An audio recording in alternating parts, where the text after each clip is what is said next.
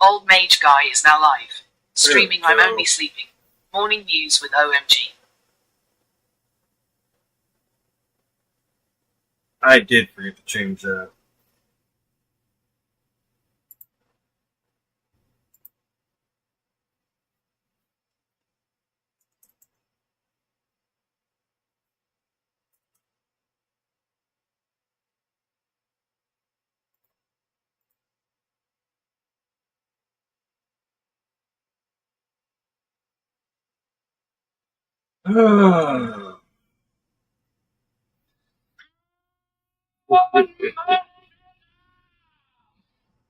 Good morning.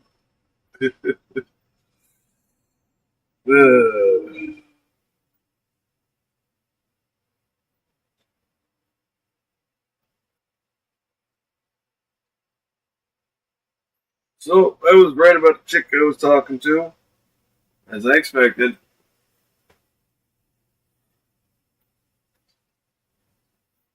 Another cooking scheme.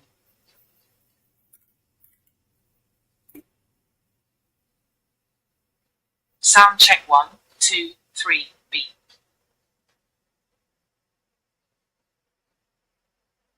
Check, check. We good. Okay, I was going to say, I can hear it. Can you hear me?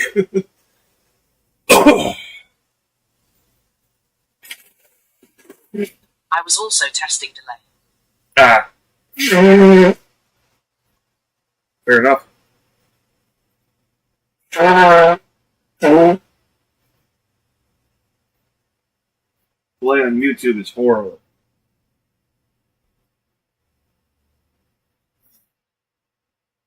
Tracked out up to almost a 3-minute delay on YouTube.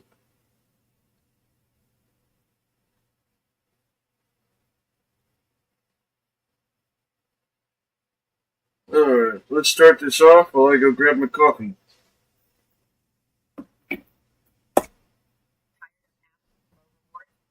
Of scraping together thousands of points for a $5 gift card. Hear that gurgling sound? That's the Trump Department of Justice and its beleaguered Switch to lawyers TTSR and who are there's only like drowning 0.5 seconds. under the weight of almost 100.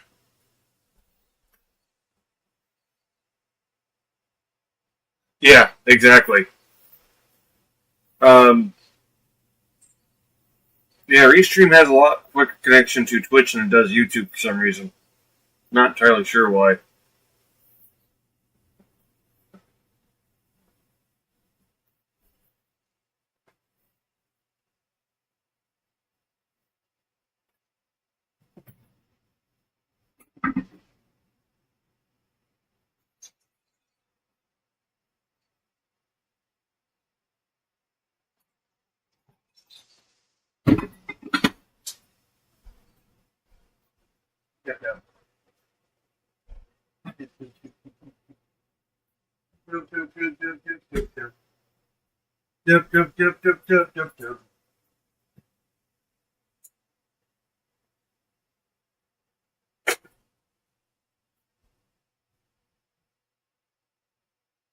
Yay, I got beer money for tonight.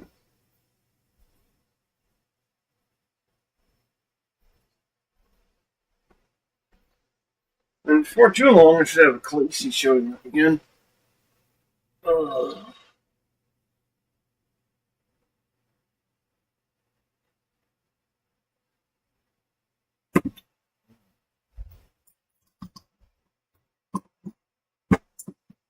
But top of the morning to everyone. Might not be a good morning. I don't know. I'm not you. My morning's starting. So, here we go. Lawsuits filed in the first 35 days, and it's bursting out into the open in court hearings in front of federal judges. Maybe if you decide you're going to conduct your administration through the frequent issuance of illegal and unconstitutional executive orders, maybe you better have the people power ready to go in the Department of Justice, and that's one area that maybe Elon Musk shouldn't be swinging the axe sucks, but it's great for our democracy and for the rule of law, and more importantly, for the lawyers and law firms on the other side of the Department of Justice, because for once in their life, they are outgunning the Department of Justice and not the other way around. I'm Michael Popok, slightly giddy, here on the Midas Touch Network and on Legal AF. We always thought there would be an impact on the cost cutting and the hollowing out of federal workers. I mean, every time we have to do a report about another dozen or 2 dozen or 100 or 200 DOJ members who were retaliated against because they used to work in the Biden Justice Department, even though they're career bureaucrats, career prosecutors and staffers, been there forever. Well, what do you think happens? Every time you hear about Elon Musk swinging the axe or Pam Bondi doing it, there's no MAGA replacement for these people right behind it. They just show up the door with their little box of stuff, and there's nobody to replace them. So, what does that mean? It is aberrational for there to be 100 lawsuits in the first 35 days. I'm supposed to be talking about whatever the accomplishments are for an administration in the first 100 days. Instead, I'm talking about the first 100 lawsuits in the first 35 days. And behind every lawsuit, there's 5 or 6 Department of Justice personnel that have to handle the case, and they don't have enough staff, apparently. I'll go over it's now 95, all the preliminary injunctions, and all the temporary restraining orders, and all the appeals, the various appellate courts, a couple of that have trickled out to the United States Supreme Court. But I'm pulling it all together with this. Listen to this back and forth between a Department of Justice Assistant U.S. Attorney and Judge Chang in Maryland about the USAID, the attempt to shutter our diplomacy and cut off billions and billions of dollars of federal aid to organizations overseas through American contractors and workers, by the way, and their paychecks, to help on a humanitarian basis people in need and people that are dying around the world. So they got into it over the judge getting fed up with the Department of Justice slow-footing the case. And here's the back and forth that's been reported. Judge, why do we get a declaration, but there's really no documentation of anything there? Mr. Morocco, who runs USAID for now, says every decision was approved by Secretary Marco Rubio. I've got no documentation, a letter, an email, showing that the Secretary, Marco Rubio, approved anything, right? I got cheaper from CD Keys. I got it cheaper from CD Keys.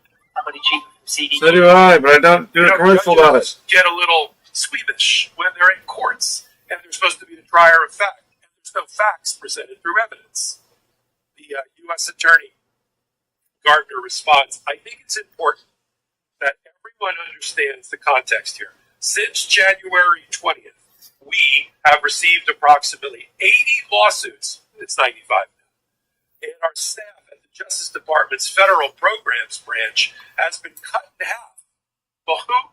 Stop right there. Whose bright idea was that? Whose bright?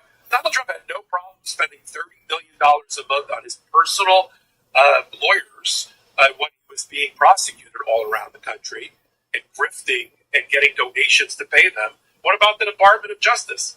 So this is the moment when this U.S. attorney decided that they were going to cry on the shoulder of the judge. I've been a federal litigator for 35 years. I can tell you that there is no time that is appropriate to cry on the shoulder of a judge. I've met judges that I've argued in front of judges that are supremely engaged, supremely competent, supremely annoyed, supremely prepared, sometimes ill-prepared, but I've never met any that I could characterize as comforting. Sometimes I like the results, but not the demeanor. And I know some of these federal judges, just to be fair. I knew them as lawyers. I knew them when they were state court judges, became federal judges. I've gone out to lunch with them. Doesn't help. So I don't think this was the time for this person to complain about funding and the fact that they haven't gotten a day off. But this lawyer continues. It's been cut in half. We have about half the number of staff that we had in November being the Biden administration period. And we're working on these expedited schedules, ... Judge jumps in. Morocco could have provided more in his declaration. it wouldn't have taken extra work on your part to seek more documentation. In other words, you're a lawyer, ask for the documents. If it really was a decision by USAID, there should be a piece of paper or an electronic message from Secretary Rubio saying, I'm approving it. Morocco said he had the authority. Morocco would have that access to something that was signed. Why don't we have that? I'm not trying to be obsequious. We're doing the best we can, gurgle, the gurgle's my part, to get as much information as possible. The judge, you're saying that the Justice Department isn't taking this case seriously? I mean, I would hope you had the gurgle, otherwise we got some Murlocs up there, and, yeah. You don't want Murlocs.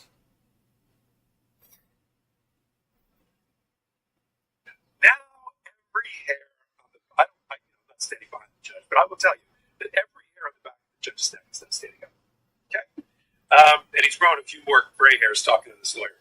You're trying to tell me that the Justice Department isn't taking this case seriously? They're not staffing it sufficiently? Lawyer, drowning. It's the opposite. I haven't had a day off since January 20th. The mock sobbing is mine. We're working day and night. Judge, I understand that. They're cutting people across the government. If you're saying you don't have enough people, maybe that's part of the problem.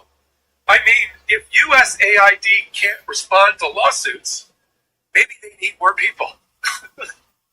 I don't know. I wasn't in the room. I'm reading it from a dry report. I don't know if the judge chuckled at all during that, but it's a sad state of affairs. What has happened to that proud institution called the Department of Justice under Donald Trump as his own Attorney General with a meat puppet by his side named Pam Bondi? They're busy writing letters about firing people and hiring ultimate fighters to train the FBI. And let's get to the bottom of the Jeffrey Epstein files and having these ridiculous performative kabuki theater in the Oval Office handing out binders, but they can't staff the 95 cases properly. Your nighttime bedroom temperature has a huge impact on your sleep quality. If you wake up too hot or too cold, I highly recommend you check out Miracle Made Sheets. Use silver new fabrics that are temperature regulating. You can sleep at the perfect temperature all I night feel like long. the weather outside, which it's overcast and raining. Every night. These sheets are infused with silver that prevent up to 99% Not the depression, just the, bacterial growth. Fresh 3 times longer than other sheets. No more gross God. odors. Miracle sheets are luxuriously comfortable without the high price tag. Man, That's nicer than sheets used by some 5-star hotels. Sleeping on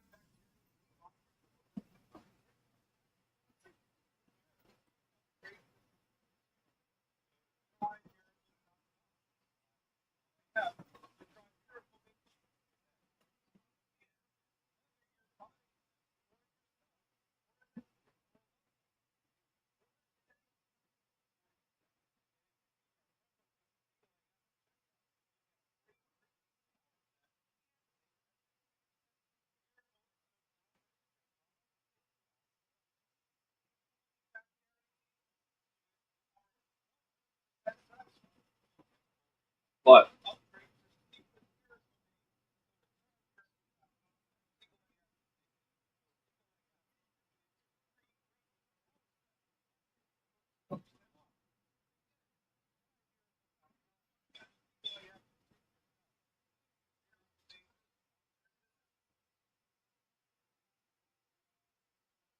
Used to a real commercial. Come on. I've been up against the federal government in my career probably 30 times, maybe 40 times in some capacity, including trials and jury trials and civil investigations, criminal investigations, and the like. What we always tell our client is that we are outnumbered, we are outmatched, and we are at the very start. But there is usually an asymmetry between what a private lawyer can do in terms of resources and what the government, who represents the United States of America, what they have at their disposal. We always tell them it's unlimited. It's a mindless group of prosecutors and FBI, and they'll just put more people on it, and more people on it. We're out. We're 3 people. It looks like the days of plaintiffs' lawyers, or defendants in this case, the plaintiffs' lawyers, the days of them being outmatched by the Department of Justice are over. We now have parity. This is like the NFL. This is like why it's 8. Every team is usually 8, something like that. Because now the Department of Justice looks like it's 5 people running around trying to defend 95 cases in a dozen different courthouses around America. Let me just tell you, if this is what is bursting out into the open, almost a lawyer bursting into tears about not having anything else since January 20th, right? I think that person glitched. I think that person is going to be taken out of the back and reprogrammed by Trump.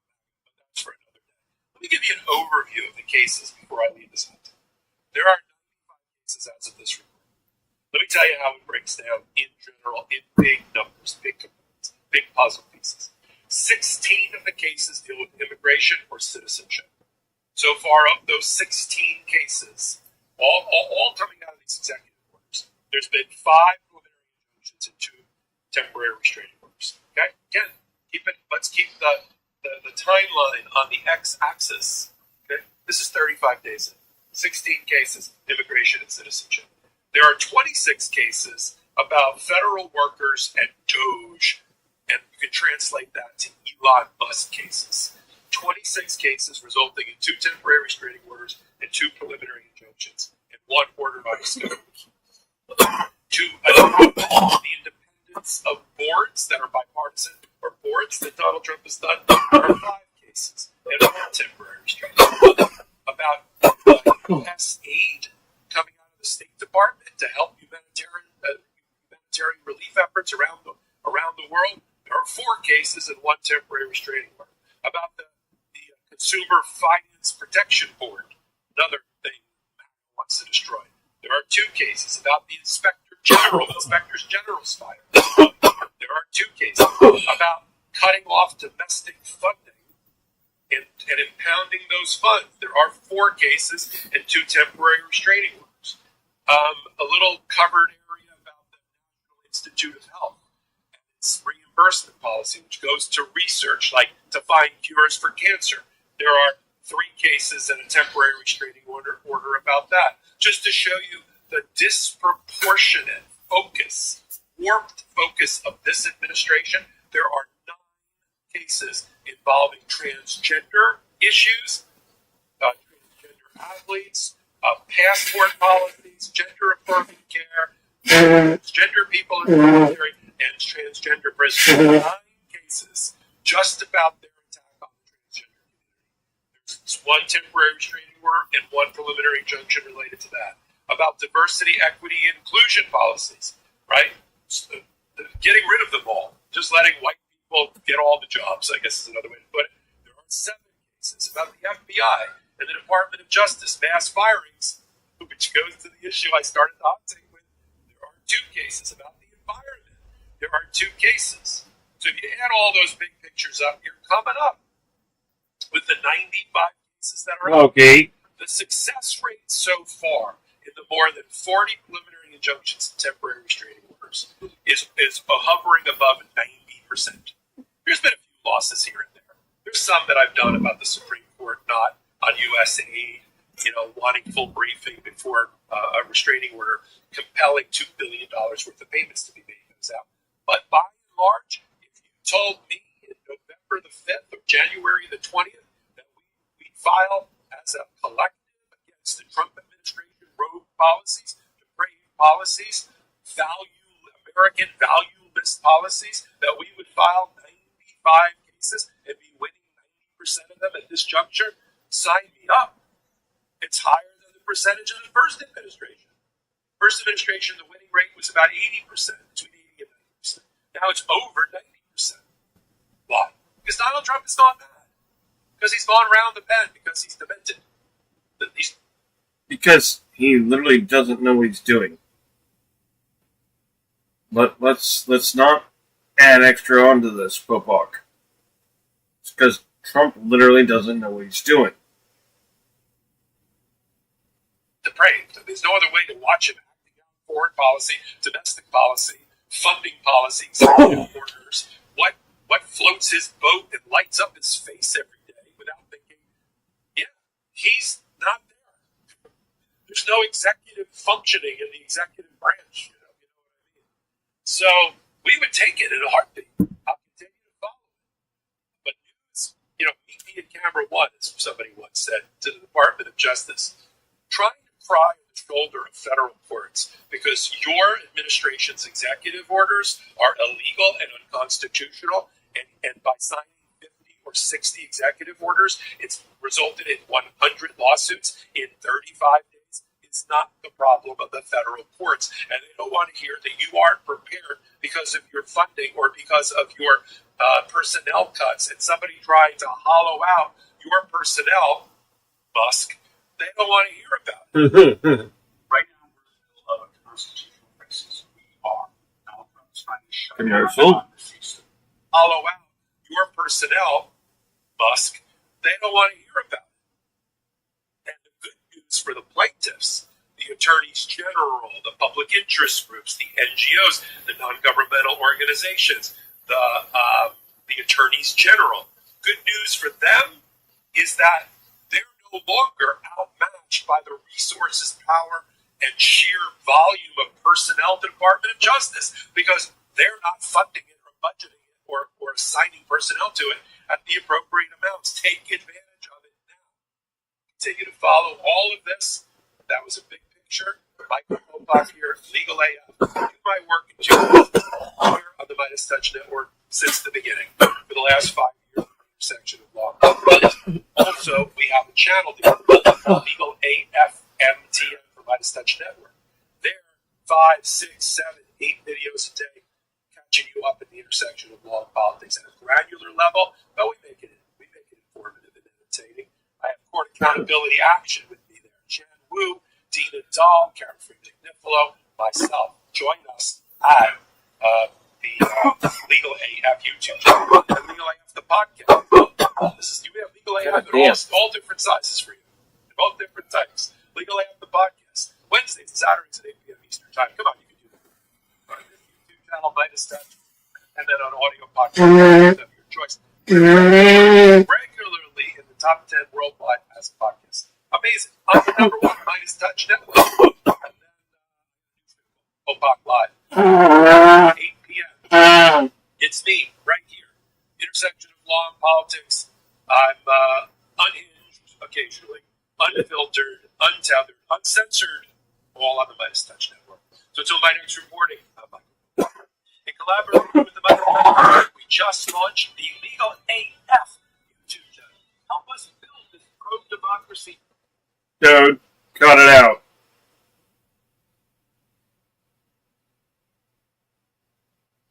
Many people may not know that this by everyone without a license.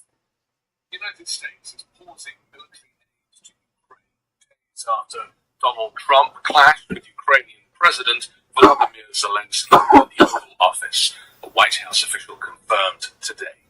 The official said the US is pausing and reviewing aid to ensure it is contributing to a solution.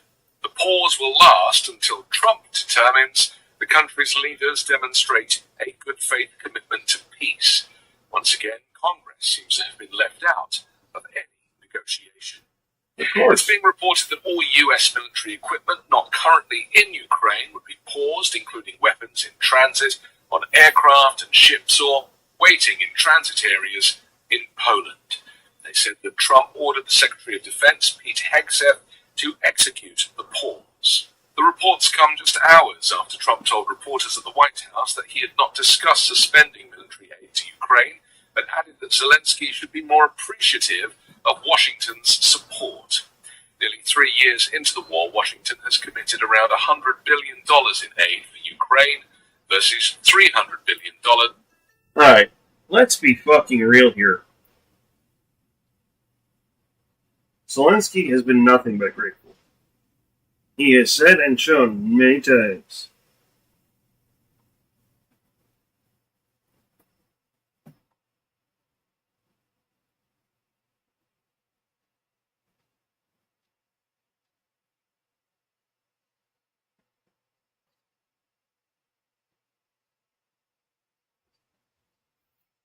Okay, no Chi-Chi today.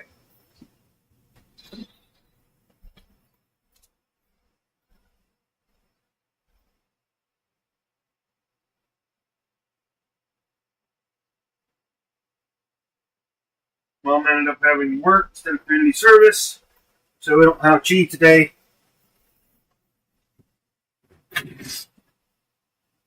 Because that means Chi-Chi's with Dad in the room. Dad says he hopes to be able to bring over Smoke tomorrow or today, and it's like, well, if you can't, you can't. Shit, you guys aren't fucking doing great for funds yourselves. And you fucking already gave me $5 to be able to get some beer last night, even though I was a little late and didn't realize the store was already closed.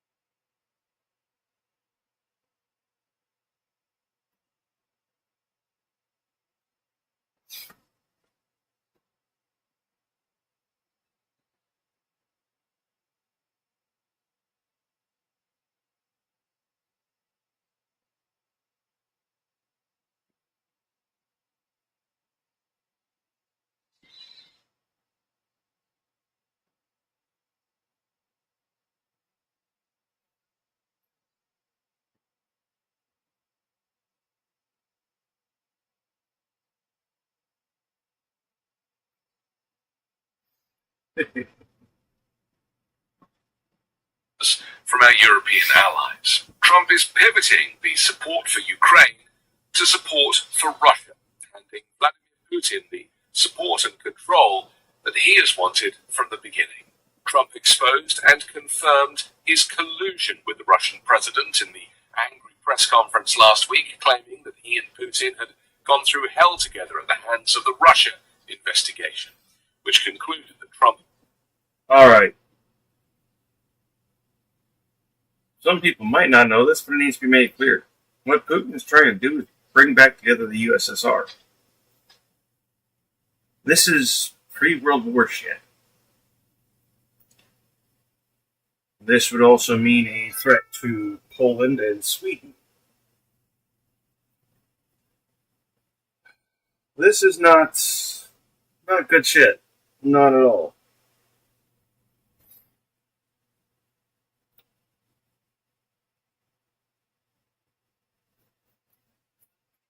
This Putin is trying to start another world war because he wants to go back to before the World War when there was a reason that the World War happened.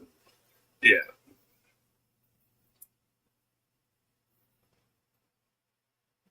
Y'all want to complain about communists? Well, complain about the fucking communist. He's trying to take Ukraine. And Sweden and Poland are not fucking thinking he's going to stop there. And I have reason to believe him.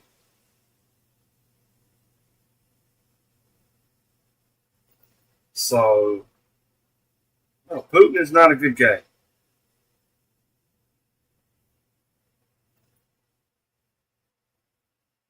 Russia is a dictatorship.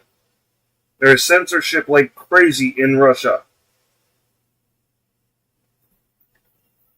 Russia is not free.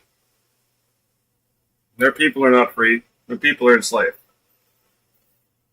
More so than we ever have been here. Other than the African American people. And Native American people. Other than the minorities.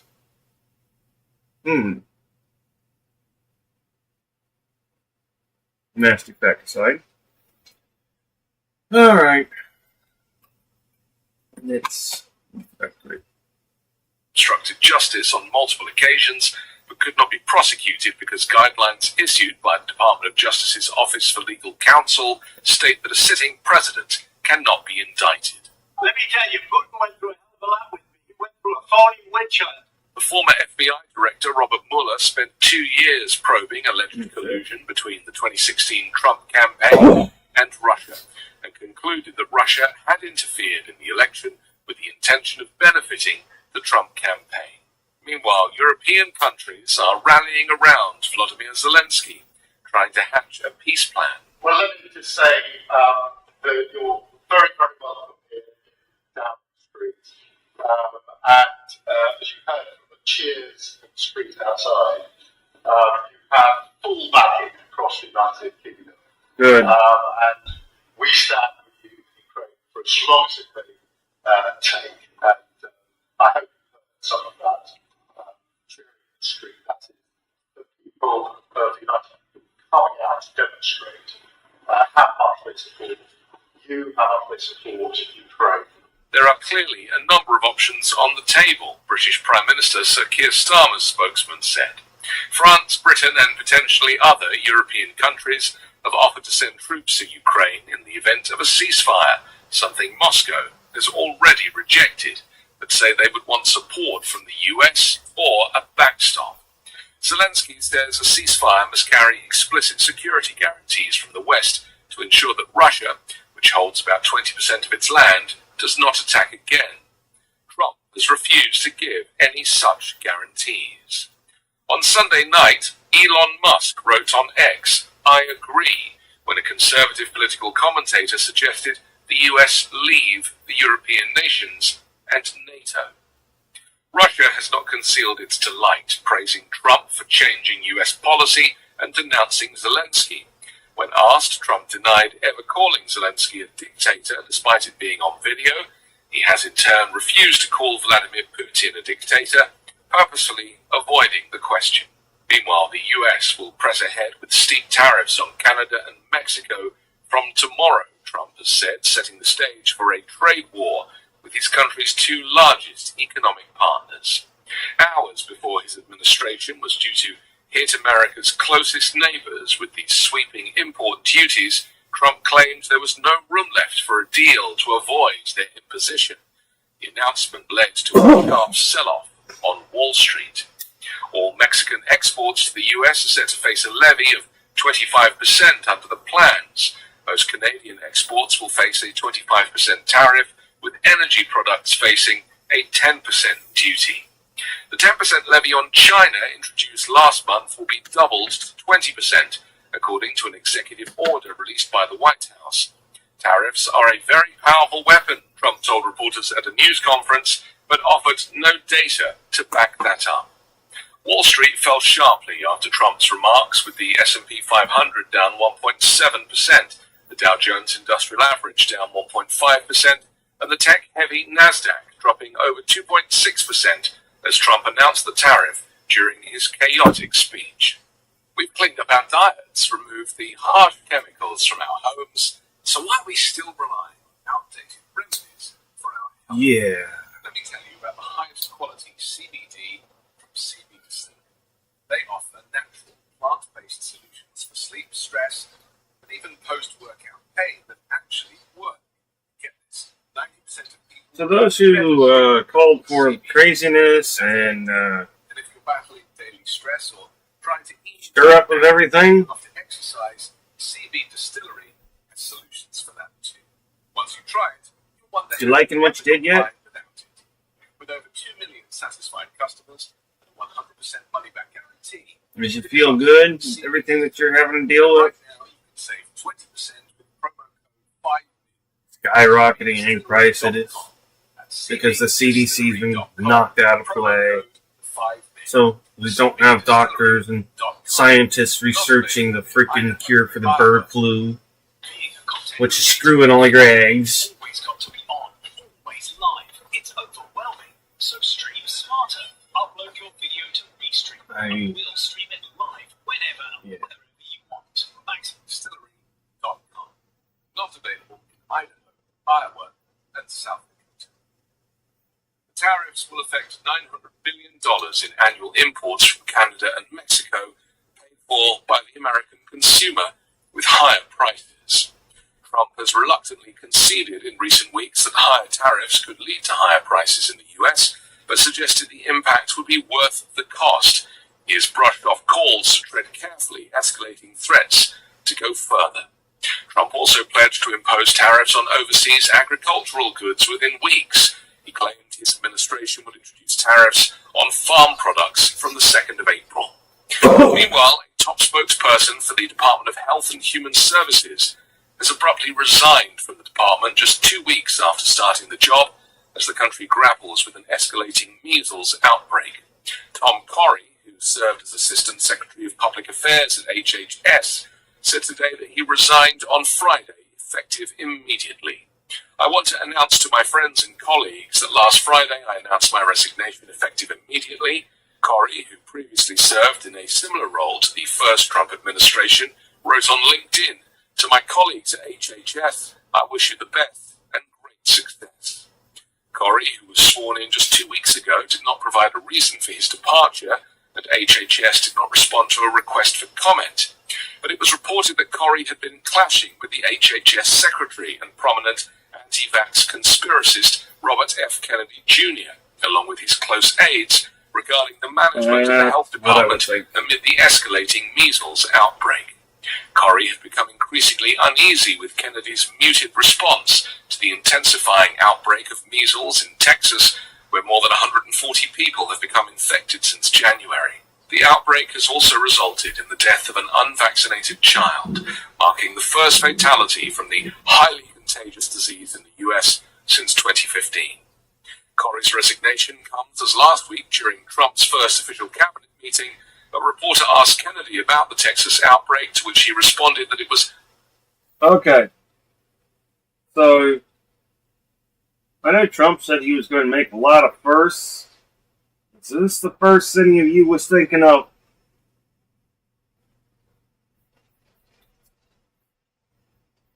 First mid-air collision around an airport since 2016.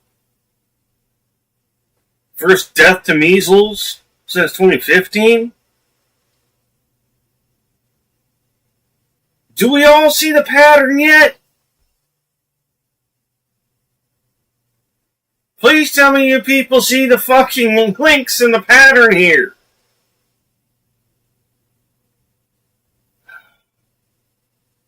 Not unusual, which sparked blowback and criticism from doctors and health These experts things are not around the one-offs. country. Measles was declared eliminated in the US in 2000, according to the CDC, meaning no outbreaks have spread in a region for 12 or more consecutive months. I'm Anthony Davis. You can find me on the 5 Minute News YouTube channel and podcast, on Wednesday co-hosting Uncovered, and on Sunday on The Weekend Show with...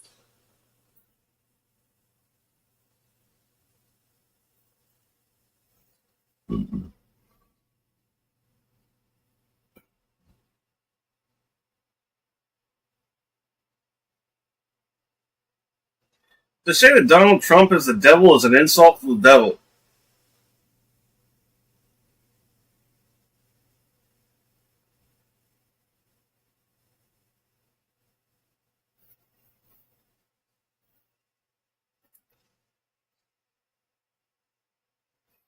Bringing back diseases and plagues that we have had eradicated.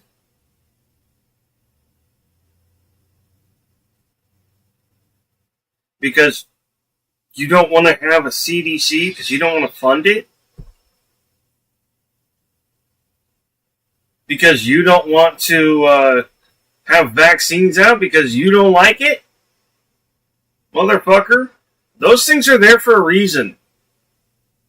They're considered mandatory for a reason. Sorry about your likes and dislikes. Hey, check it out. This little bullet right here is worth as much as all of those bullets inside of that case. What do I mean by that?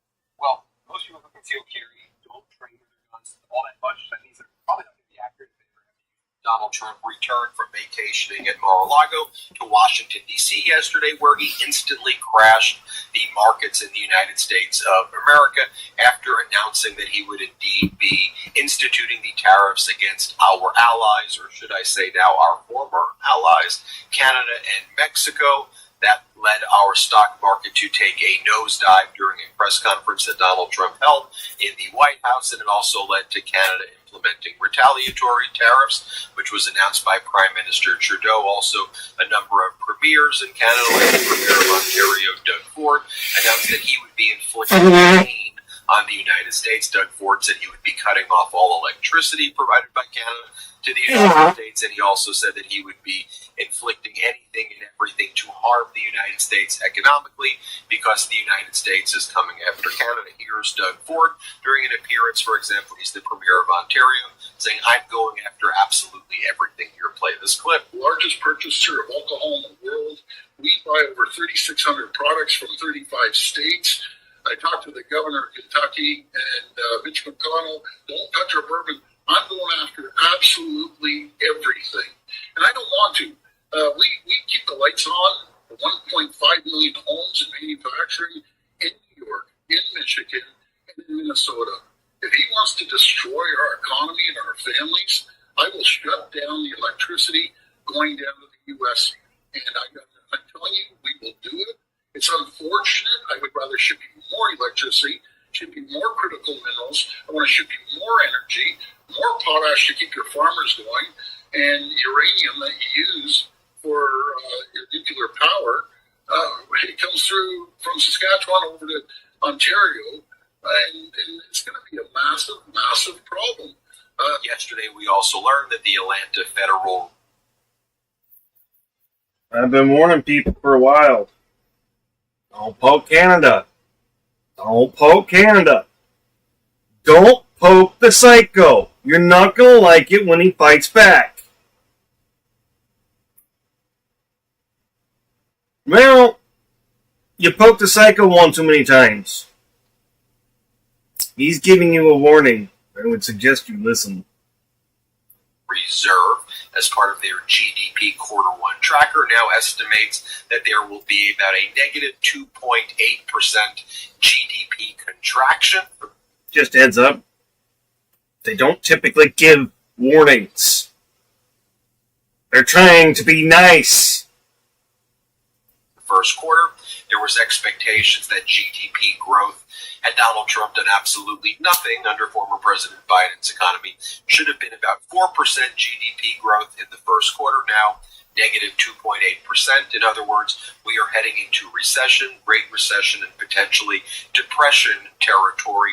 Economists are now saying they would not be surprised if there was a recession. But folks, Donald Trump is posting away on the social media platform that everybody should just be having fun. He says to the great farmers of the United States, these tariffs are going to be fun. He goes, have fun, everybody! Exclamation point. Meanwhile, Donald Trump sent out... If by fun you mean retrofit tractors with things to cause damage, yeah, they're probably going to have a lot of fun. When farmers get angry, they don't fuck around. As one Karen in an Escalade surely found out with a farmer driving his manure spreader down the road trying to get to where he needed to go. His Secretary of Agriculture, Brooke Roberts, on Fox, and she gave her plan, the Trump administration plan, to lower egg prices. She wasn't saying this jokingly. That particular farmer knew how to fling shit. And, well, if you haven't seen the video, Karen's Escalade got covered. Search the bitch right. The Trump administration plan to lower egg prices or to increase the supply of eggs, because it's hard to even get eggs these days, is all Americans need to get a chicken, and they need to raise chickens in their backyard, and that'll make everything great. You can get the eggs yourself. Here, play the clip. I got cheaper from CDPs.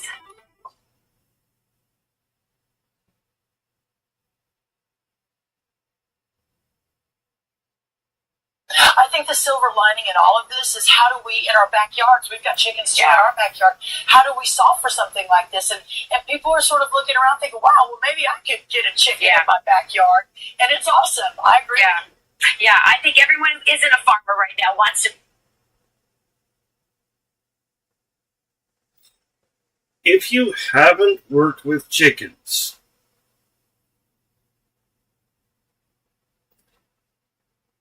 it's not the easiest thing. It's not the hardest thing either. Chickens are a bit different. They can be great. They're smart. And, God, they're definitely reactive.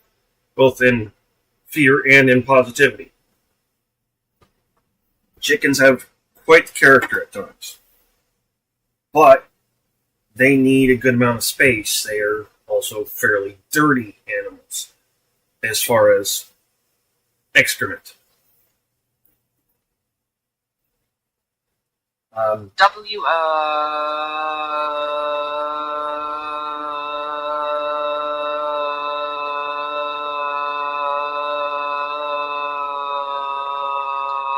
got him. Good old 76 style. You got Jet Dragon?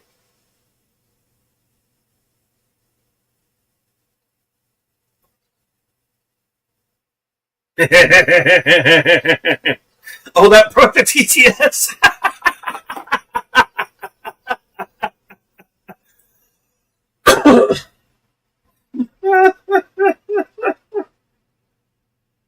Oh, shit. Good, you got him. How did that... TTS is not feeling too good today, apparently. Usually that's not enough to break it.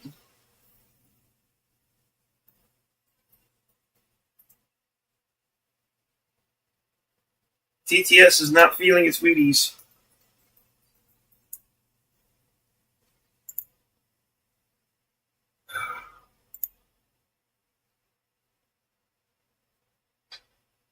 I'll send you a Discord pic of the setup lol. Okay.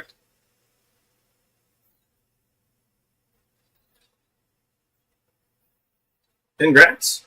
So, you're in the right department, Brooke. Oh, that's right. Chickens.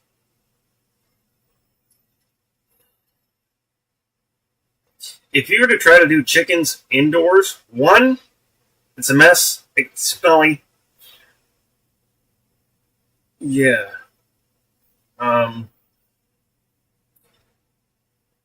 I guess they got diapers for chickens out there. I wouldn't do that to a chicken. That's rough on their feathers.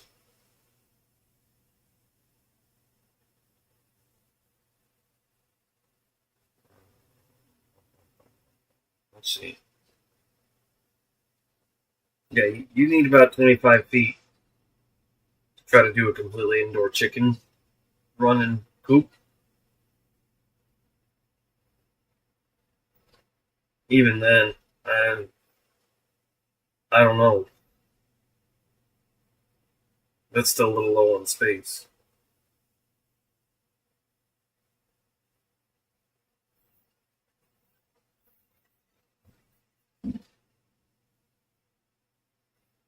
I mean,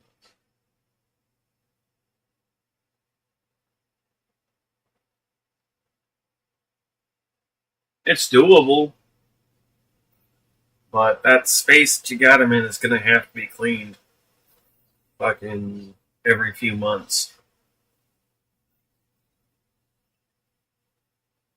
It's going to get to stinking.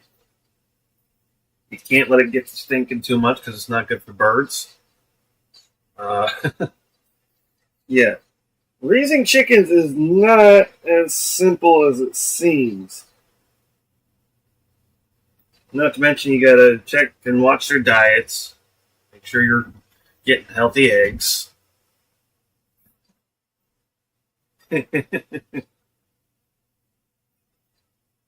No. As somebody who raised a flock of chickens himself, it's not that simple. It's really not. Then you had Peter Ducey on Fox deliver the news from the Trump administration. And he has the that they legendary would cut passive off perk aid double score. to Ukraine if President Zelensky did not immediately go on TV to issue an apology to Donald Trump for how he behaved. Before I play this clip, let me be clear.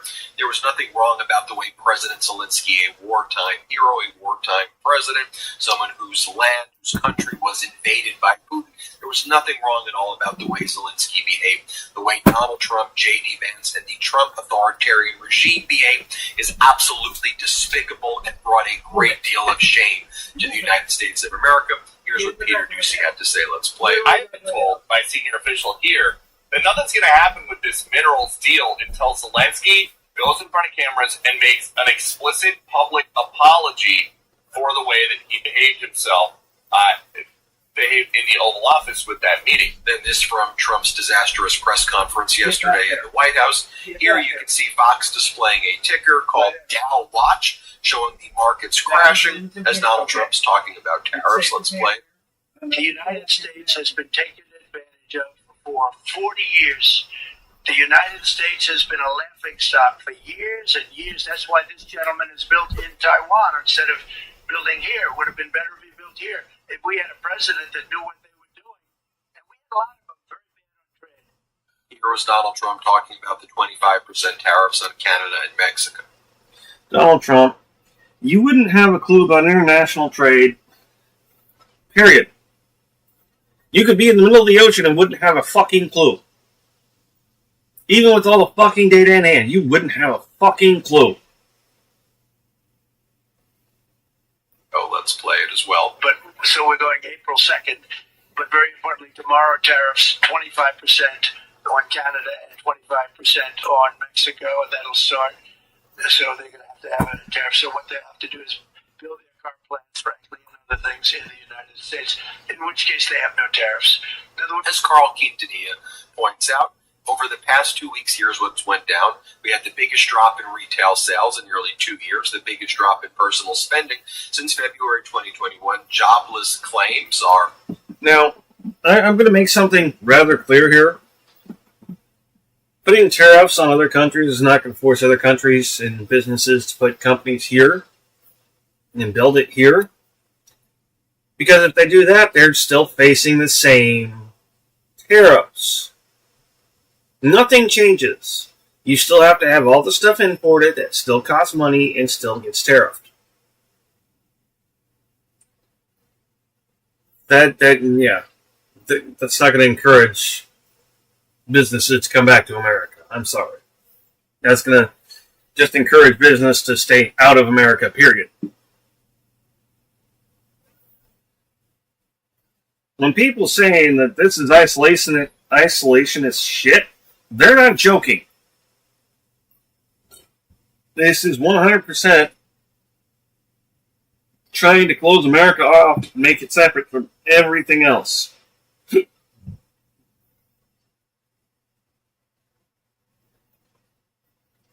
America has sided with Russia via the government over Ukraine. America has sided with the axis of evil.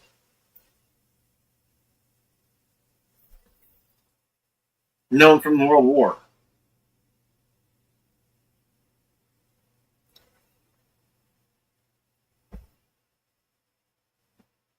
And we're still supposedly somehow a good guy. I'm sorry, I smoke weed and tobacco all day, but even I know that's bullshit.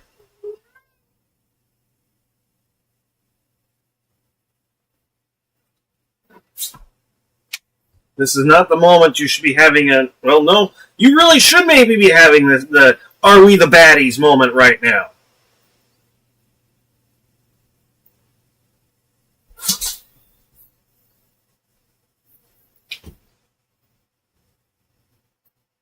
Because yeah, we are. And y'all who are still supporting this douchebag, which is exactly what he is,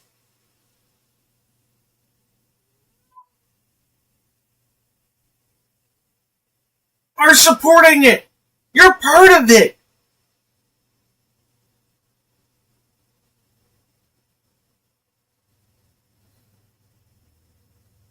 Yeah. You're the baddies. Why do you think you got more than half the country fighting against you? It's not some conspiracy. It's not a worldwide conspiracy against you. That kind of shit doesn't happen.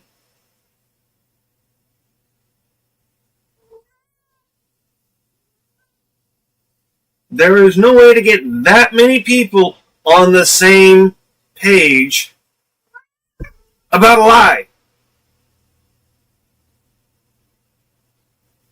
You just can't do it. There's too many honest people. Which is a positive thing.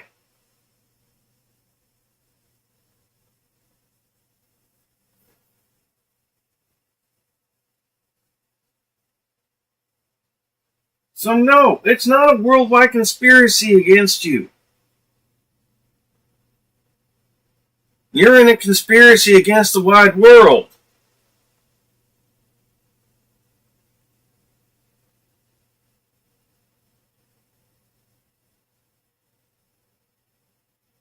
It's like someone took that focal lens in your eye and went, eek!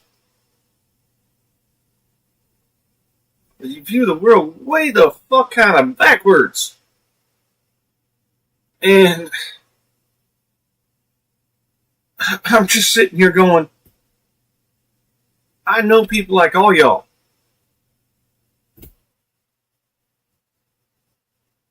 And I know a lot of you are not pieces of shit.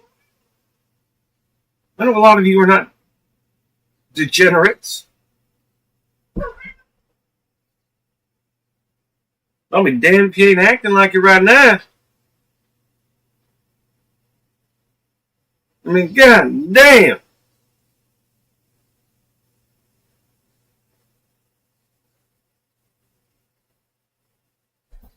Is that copper tone cobblehead really worth fucking $50 a flat of eggs?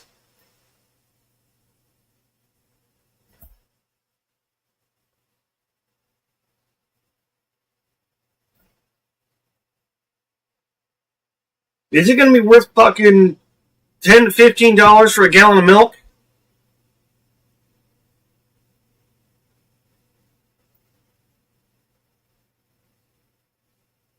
Or $5 for a typical box of fucking plain-ass noodles? Come on, people.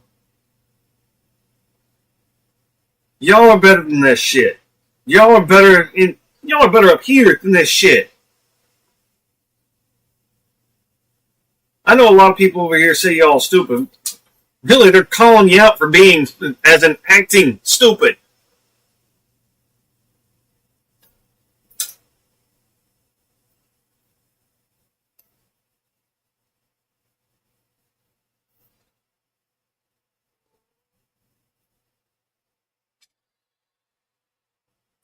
You know y'all really ain't that stupid.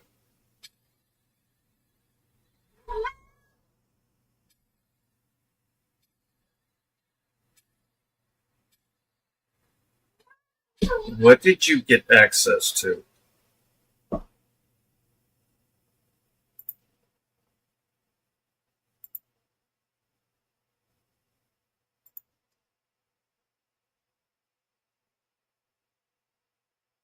Oh, so lucky. Oh, no. Oh, no. No.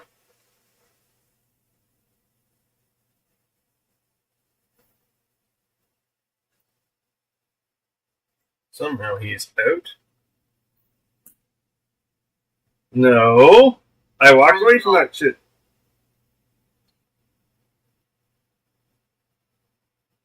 Hey. Get that in. So knacky. I just saw you went over the hillside. I've got to get away from my pals and make it hard to see shit.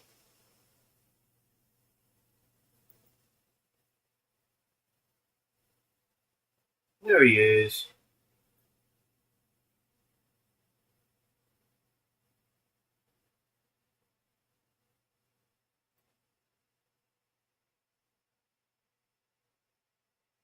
Interesting. Definitely looks better than I expected it to after all the freaking drawings or pictures and shit. I think it likes me.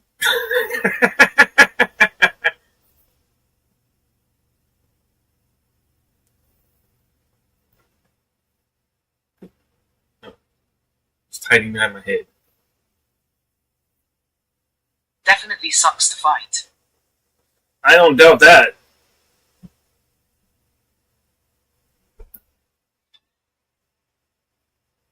What are you seeing, baby girl?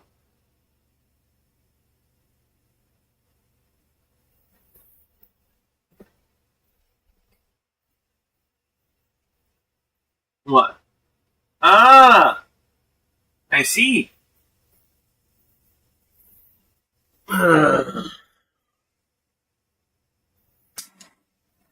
That's the other good thing about having a cat. If you hate spiders, they're great about telling you.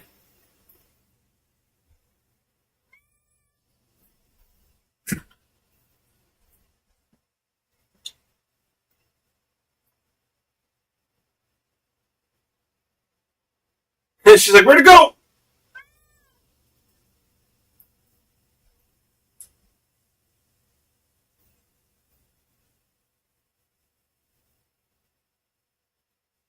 Right there.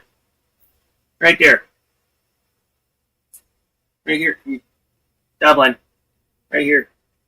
Nice and toasty. Right there. Right here, Dubs. She's like, I don't want it now. It's dead.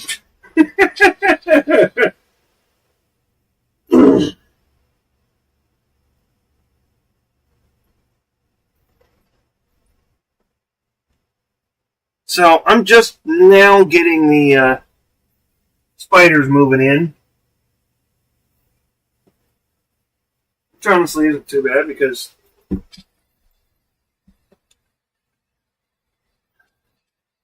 is that an attack? My jet dragon?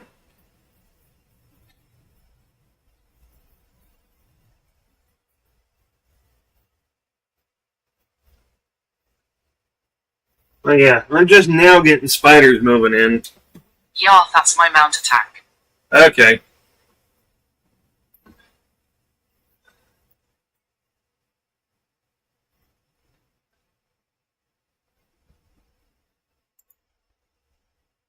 Definitely just typical grounder type spiders, not anything too much to worry about. Brr.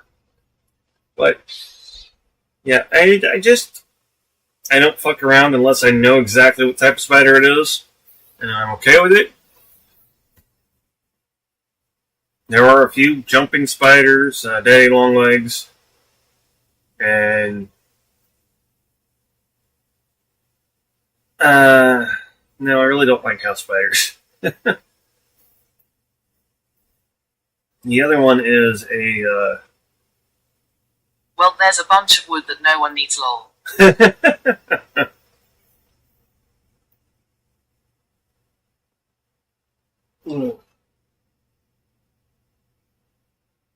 Spider I'm thinking of is typically found in like dark places, usually under the sink. It's a black spider, no red markings, but kind of if you had seen red on it, you would definitely mistake it for a widow.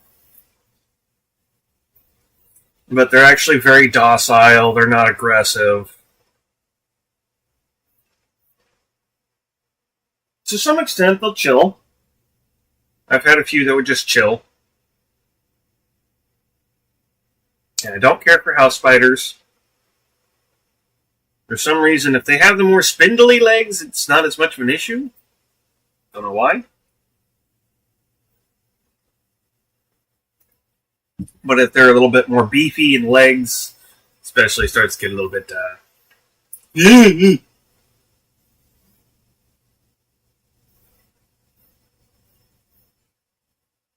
That's just in my space. Outside, I don't fuck with them. I leave them the hell alone. So,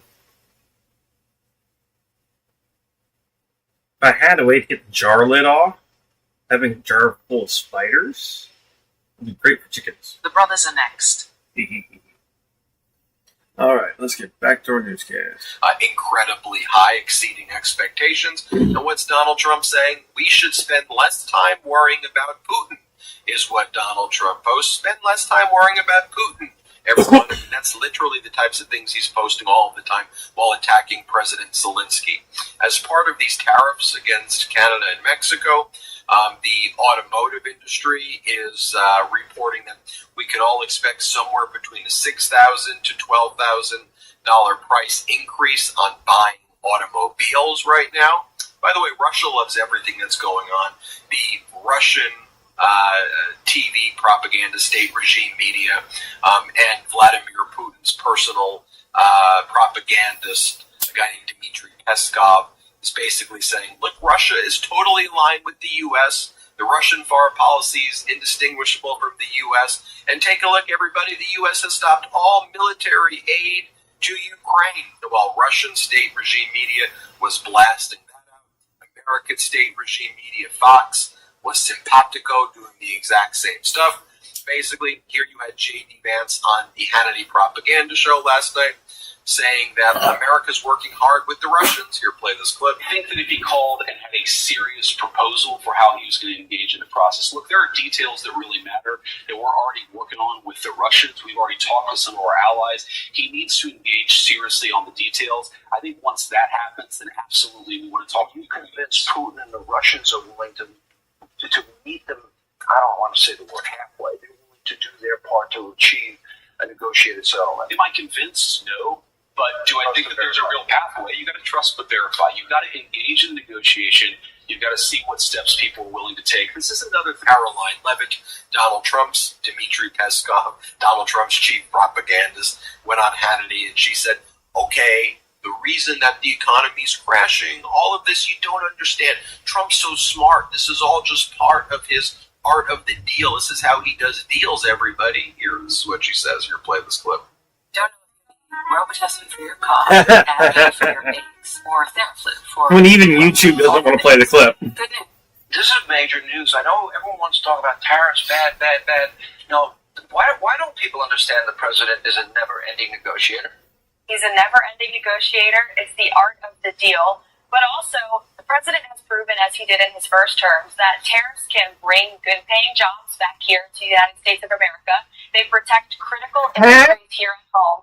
And President Trump is serious when he says he wants to make America the manufacturing superpower of the world. Good luck. Take a look right here at Donald Trump's net approvals right now. As you can see here, Trump's net approval is much lower than any other previous president in their first 100 days, and for good reason. Let me show you here. This guy is supposed to be the next chancellor of Germany, Friedrich Merz, and here he is talking about what he perceived went down in the Oval Office, where Trump and J.D. Vance attacked Zelensky, the new chancellor of Germany, soon will be the chancellor.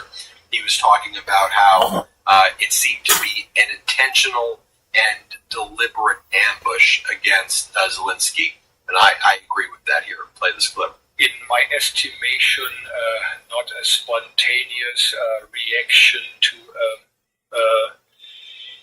interventions by Zelensky, but obviously a deliberate escalation in this meeting in the Oval Office.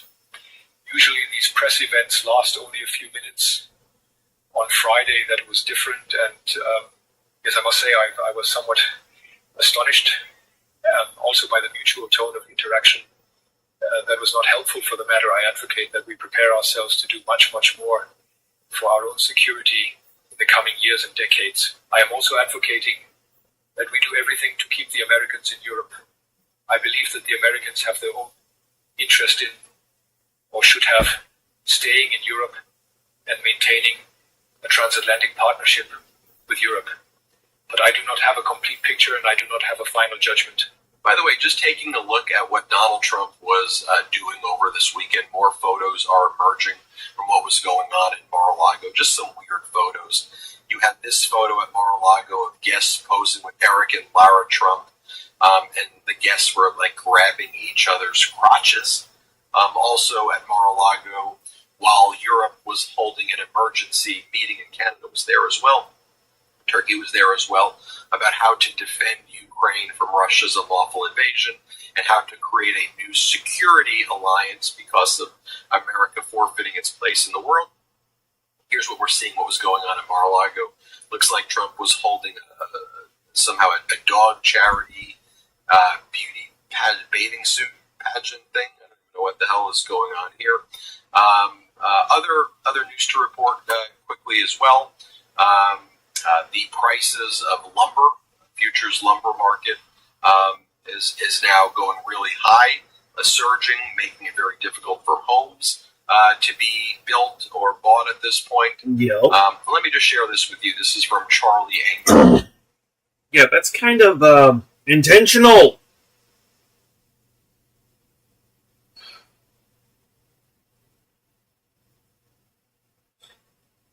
When will people that support this motherfucker realize this isn't a culture war, it's a fucking class war?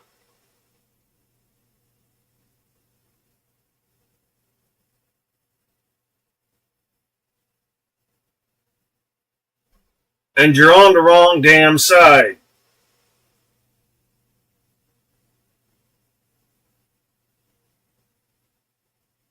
You're on the side that wants to see you starve to death without the shit you need. Because you only get fucking pennies from your job. And pennies don't pay for food. Not at that point.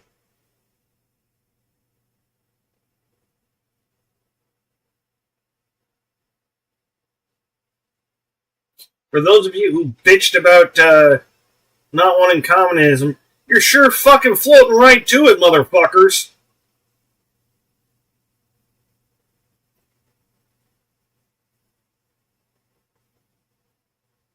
I'm sorry, I forgot. You don't know what communism is. You think anything that has any kind of socialist lean to it whatsoever is communism. Let me tell you, those are not the same thing. If you don't know the difference, you need to go learn it. For fucking real.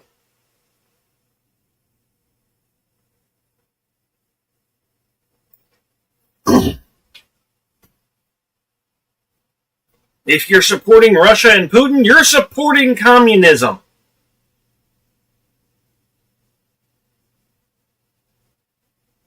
Right now, they're just fascist dictators. You think that's going to keep going like that if they got their same way?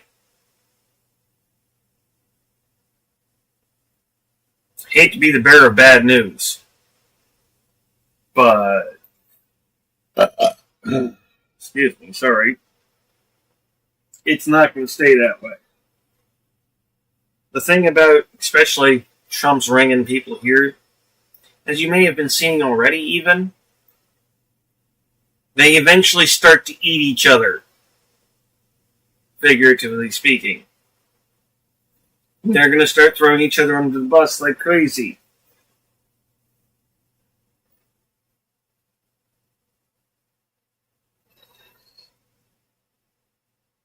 It's not going to get any better. It's not one of those, it's going to get worse before it gets better. No, it's not going to get better. That's not going to happen. If you don't believe me, check fucking Trump's running record. He can tear it down, but he doesn't know how to build it up. Man doesn't have a single clue of how to make things. He knows how to sell things. That's what he does. He's a businessman, not a worker. He doesn't know what it's like to be a blue-collar worker. And don't even give me that bullshit about his fucking 10 minutes of McDonald's.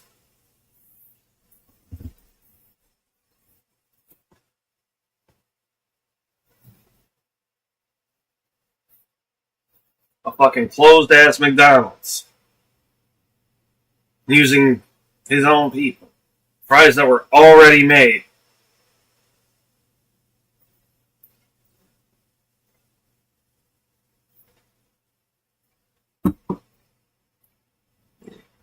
Come on. Wake up. My buddy Charlie Angus, member of Canadian Parliament, here's what he has to say about Trump. Here, play this clip. Well, Donald, what, you had to bring a guy from the Russian state media in to watch you try and beat up President Zelensky, and you thought that would make you look good? It made you look like the crook and the cheap hood that you are. It's sickened us in our stomachs, but I've been talking to people all over the world who are sickened in their stomachs by what you tried to pull off.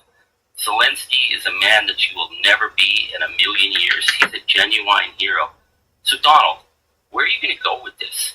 Are you going to continue to be the puppet and the bootlegger of Vladimir Putin, another criminal? A guy whose economy is 1/5 or 1/10 of what the United States? Really? And why do you say that?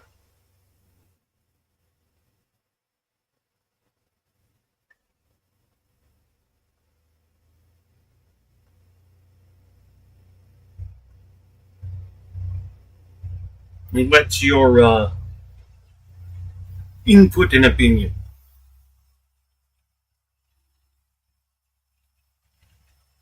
Fuck Ukraine. Okay, first, that word has zero actual applicability to the Ukrainian people, no matter how you spin it. You're just being racist at that point. Hate fucking Borscht. Because you hate a tool company or a food?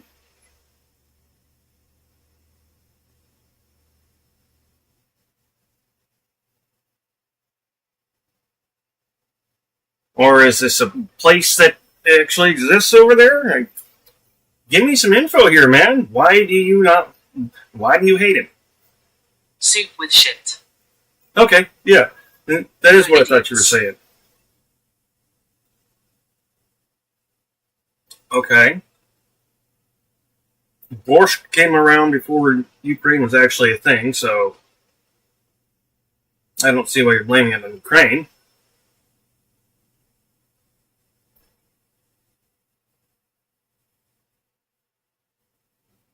I'm gonna pee in your glass.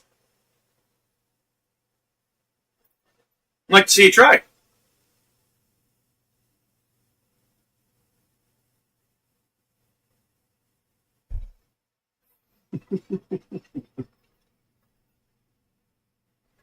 Come on, give me the real reason. Less than 3. XD. Chill. No, I'm asking you what your real reason is for hating Zelensky in Ukraine. What's your thought process? What's going on, dude?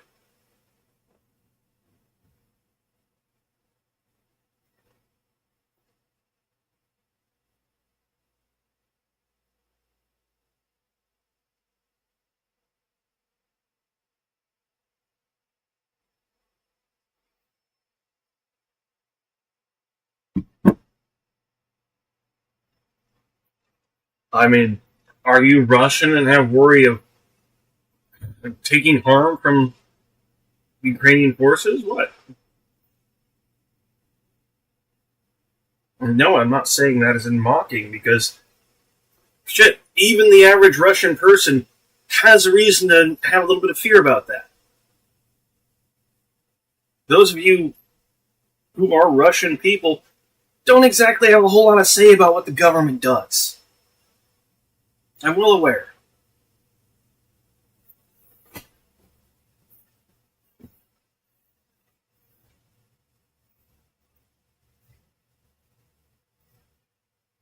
So, yeah. What's got you against Zelensky in Ukraine? For real.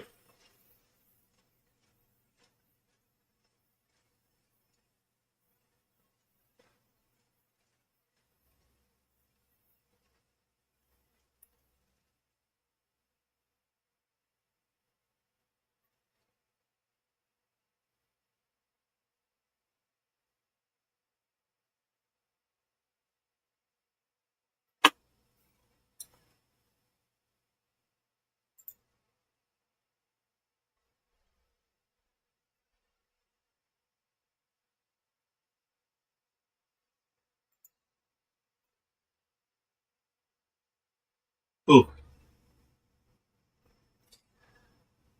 Well, can't everybody, can't get everyone to talk. Shit, sometimes I can't talk myself. Is that what you're going to give up? Because the rest of the world understands now very clearly who you are. And we understand who heroes are, and you're not one of them. Finally, yesterday they decided that Melania Trump was going to hold a press conference about digital bullying and stopping online bullying. She sat next to Ted Cruz, who Trump bullied Cruz's wife, and called her ugly. But here's what Melania had to say yesterday. Want to keep your hairline where it is? Through Hims.com, you can explore a range of options that work best for you, so you can grow.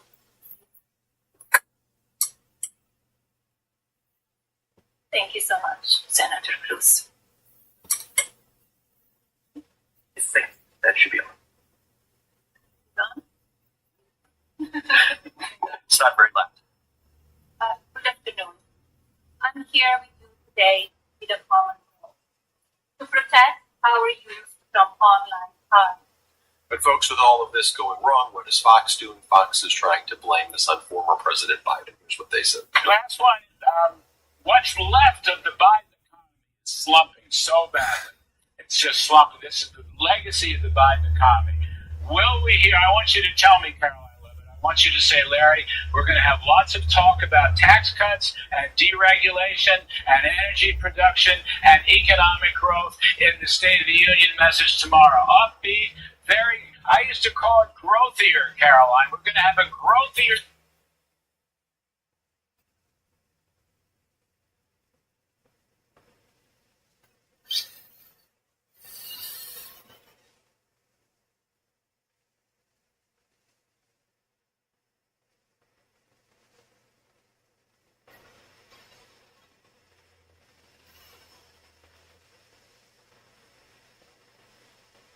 It just drives me so insane because it reminds me so much of these religious zealots. They want to sit there and push their beliefs onto everybody else. Looking at you fucking door knockers.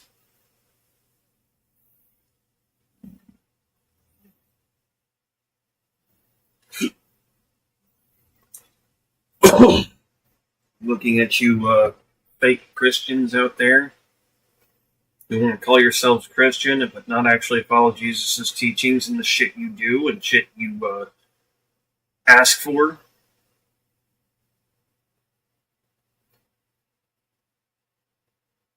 Yeah, you're the motherfuckers I'm talking about.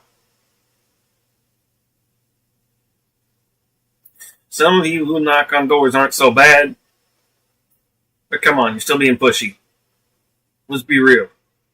Missionarying around fucking towns and knocking on doors, you're being pushy.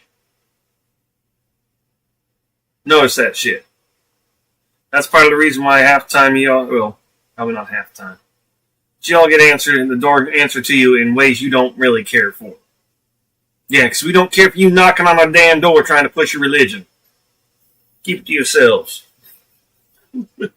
If someone asks you about your religion and your whatnot, that's different. Then talk about it. Share. If somebody's at home minding their own business, they don't want your religion right now. They don't want to hear about it right now. Let's just be real. They might be open to it another time. But don't be pushy. Sheesh.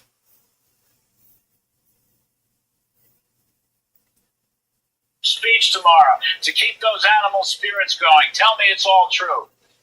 It's all true, Larry. I can confirm the president is going to talk about his economic agenda. And truly, this administration is working around the clock to bring down the cost of living for the American people, to deregulate the regulations that Joe Biden put on every industry across the board. Those regulations were put in place for a reason, you fucking simpletons.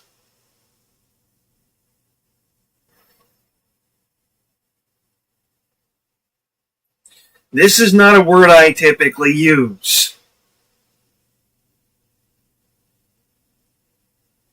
Because this is not a word of small measure. It does speak of small measure, but it is not small measure in and of itself.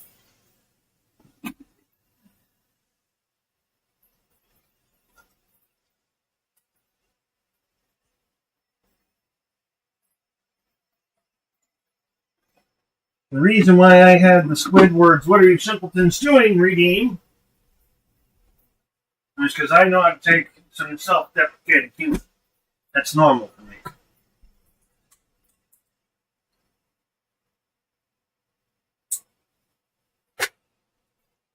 I don't mind being the butt of my own jokes. As a matter of fact, it's kind of enjoyable. Nobody else gets hurt, and I get to have a good time. And other people get to have a good time, too. Pretty damn good deal in my book.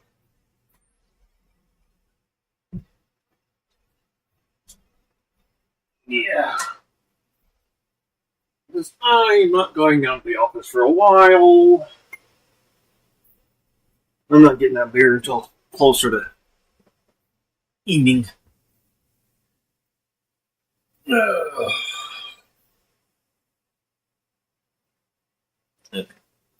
And, you know, tax cuts are a huge priority for this president, and he'll be talking.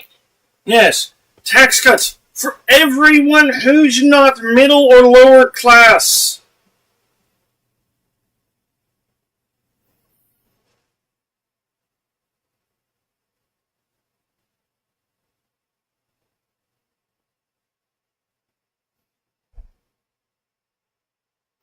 And right now, these tax cuts cannot be supported.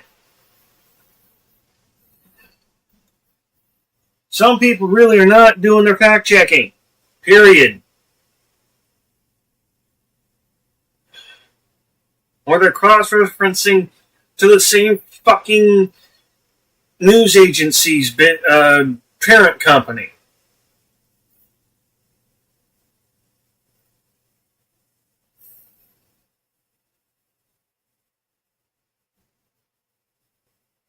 I mean, God damn it. Once again, I know I'm smart, but I can't be this smart.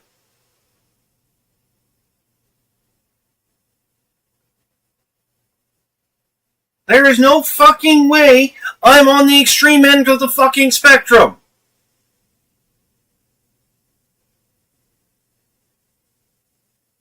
And there is no way that there are so many of you down on the low end of the spectrum like that.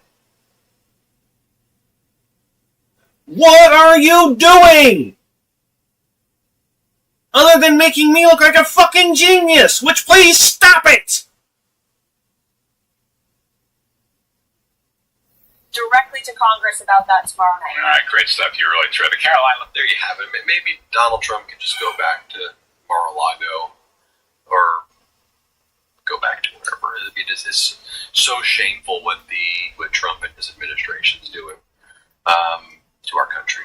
And they make that post, have fun. Are you kidding me? Have fun.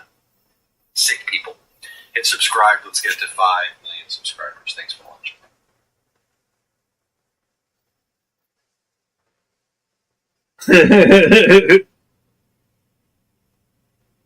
Looks like we might have a couple of shorts and then a single. What is your message to Donald Trump, Charlie Haynes? Well, Donald, you had to bring a guy from the Russian state media in to watch you try and beat up President Zelensky, and you thought that would make you look good? It made you look like the crook and the cheap hood that you are. It sickened us in our stomachs, but I've been talking to people all over the world who are sickened in their stomachs by what you tried to pull off. Zelensky is a man that you will never be in a million years. He's a genuine hero. So, Donald, where are you going to go with this? Are you going to continue to be the puppet and the bootlicker of Vladimir Putin, another criminal? A guy whose economy is at 1/5 or 1/10 of what the United States is? Is that what you're going to give up? Because the rest of the world understands now very clearly who you are. We understand who heroes are, and you're not one of them. Lay down. What is your message to Donald Trump? Listen, everybody's freaking out. Let's work together and let's try to find common ground. What happened in the White House yesterday, I'm so pissed off.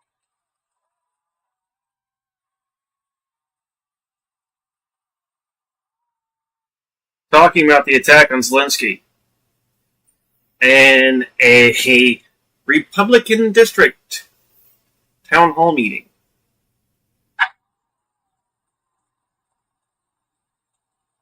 Yep, standing ovation.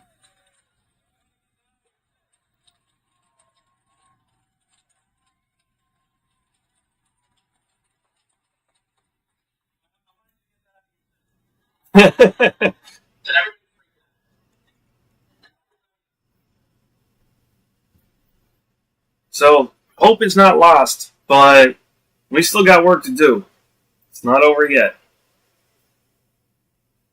Tired of apps with low rewards? Sick of scraping together thousands of points just for a $5 gift card? The world respects Mexico. The United States would not be what it is without the Mexican men and women who work on the other side. President Claudia Sheinbaum of Mexico is ready. She has plans. BC. She's right. 100%. She's right. America would not be what it is without Mexico or Canada. Or the Native Americans that were here before our ancestors decided to ship over. And be lined up to retaliate against the United States if and when Donald Trump imposes the You tariff son of a against bitch! Mexico and Canada today. That was President. I did not ask for that. And I get really sick of those fucking dropping down right over the fucking screen that I'm using. Grr. Sorry.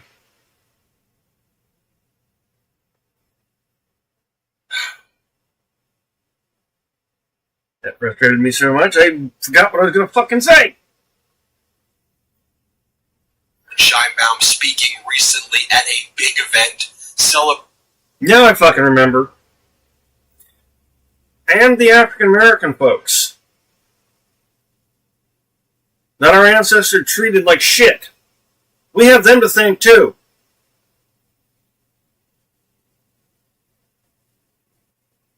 We owe all of those people, as America, as a country.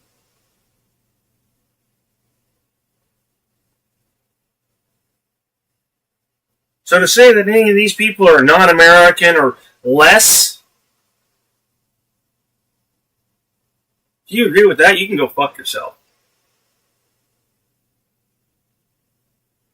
Because that's saying the bits and pieces that make the bone structure of America are less. And if you agree that that's the case, go fuck yourself.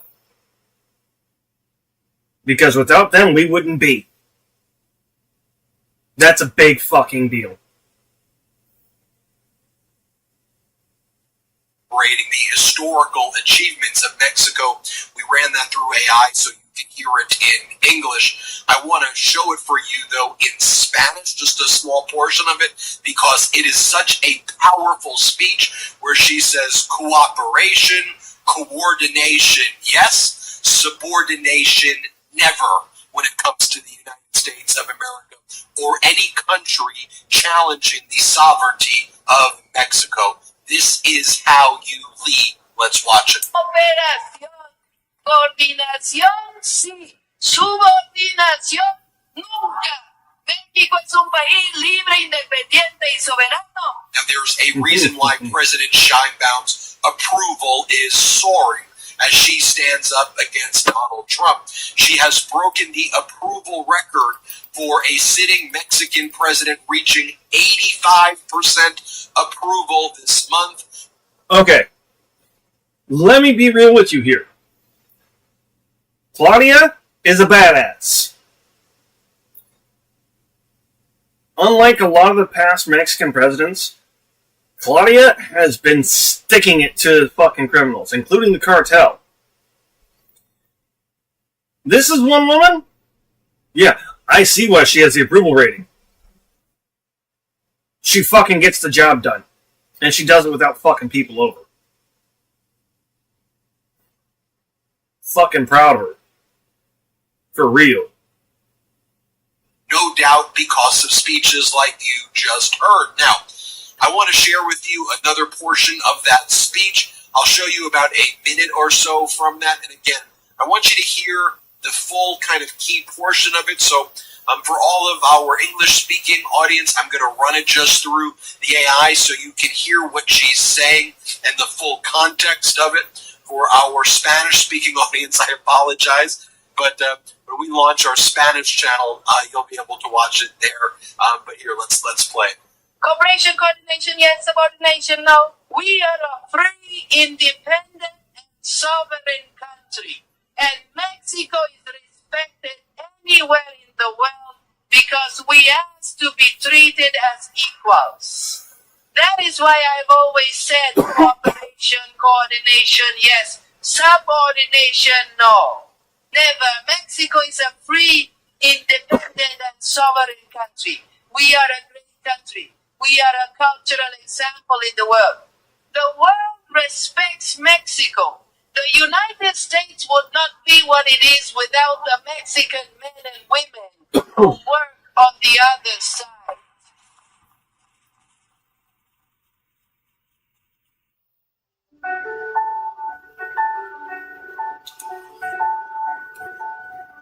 The other side. We already have SF units in Mexico working for the Mexican army. If the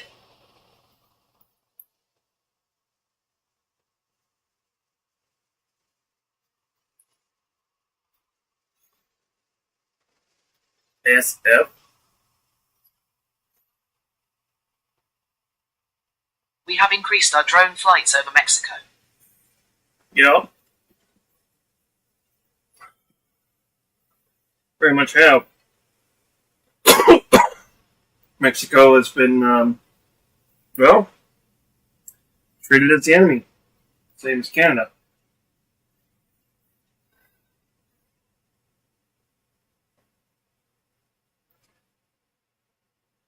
What used to be good allies are being turned. It looks like the Mexican Gov is working with Trump.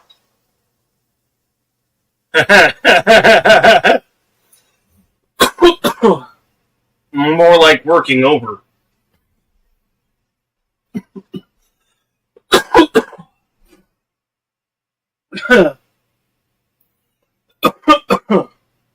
Yeah.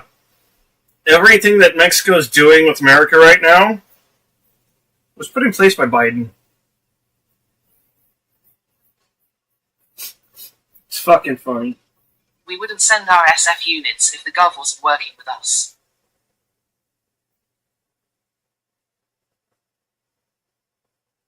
Yeah, and up until Trump, Mexico and America's governments were working together pretty legitimately. The stuff that was put in place by Biden for border and whatnot, Trump hasn't fucked with. He's left it alone. I don't necessarily know why he's left it alone. SF equals Special Forces. Ah.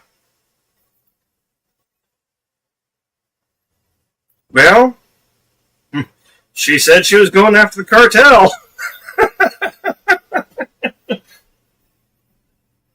And that woman She says it? I'm not going to stand in the way. I'm crazy, not dumb.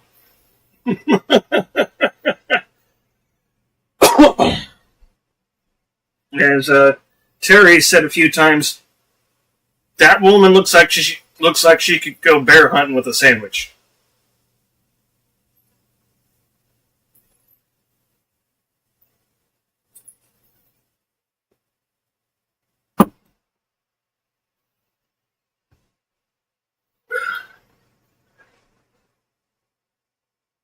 Like, I know that's a reference to a quote by The ex-president. SF guys are training Mexican army units while at the same time gathering intel about supply routes. That's what they do.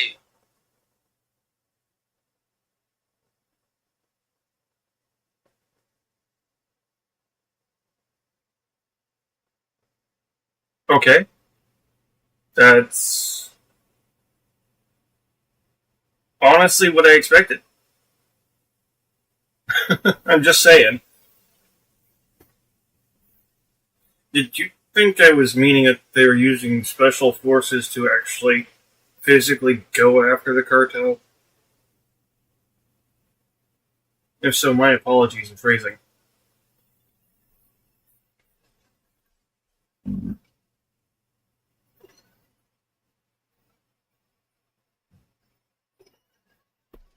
Yeah, in that case, then my apologies. My phrasing was not clear enough. Yeah, we've had special forces down there for a little while, if I'm not mistaken. It's not a new thing.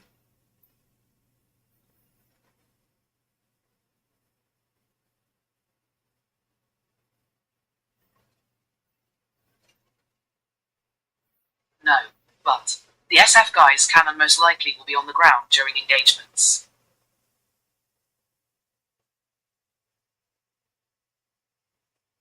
Well, at least for the first few, anyhow. As a trainer-to-trainee scenario.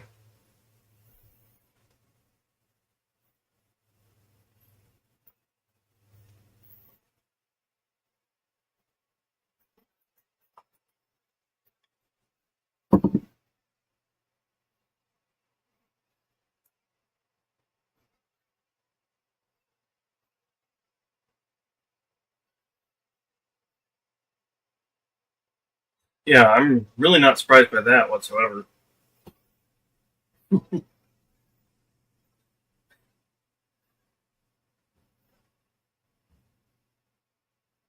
I do find it funny that Trump still thinks that there's this massive train of migrants trying to come over the border. When I was in Fort Bliss, Texas, we trained Mexican army and police. We were right on the border in El Paso. I loved it there. I bet.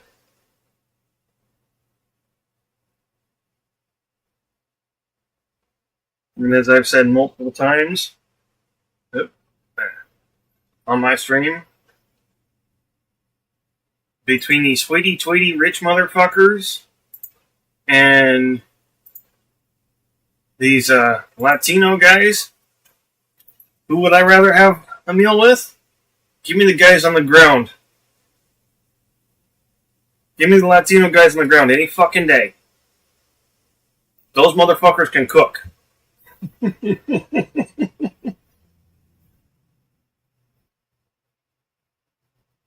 And they're going to make sure you don't leave hungry.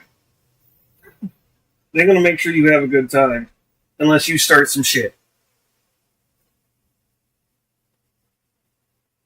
They're not going to sit there and just try to start mocking you unless you actually do something.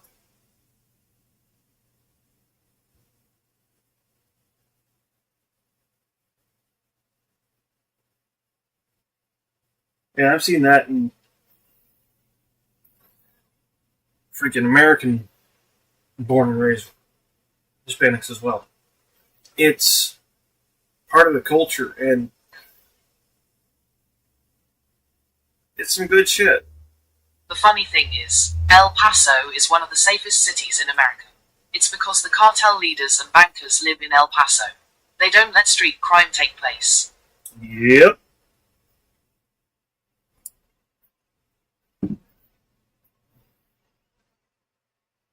because they don't want any attention drawn. But at the same time, if they were smart,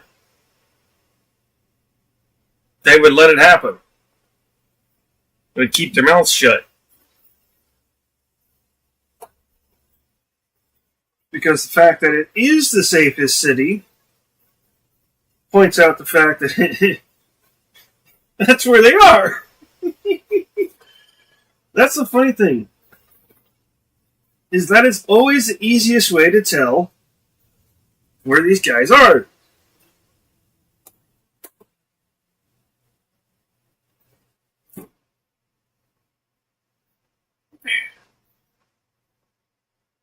Rich people, no matter how they got rich, when they've got some kind of ego or power trip about them, they're weak. A lot more so than many people think. They're also very predictable. As long as you've got somebody who actually knows psychology well enough, that is. I mean, still trying to remind myself that not everybody's got even a basic understanding of psychology.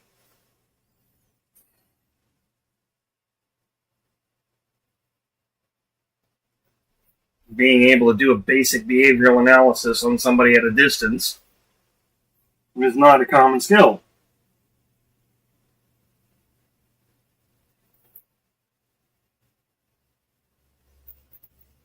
As a matter of fact, it takes PhD for most people. Fuck.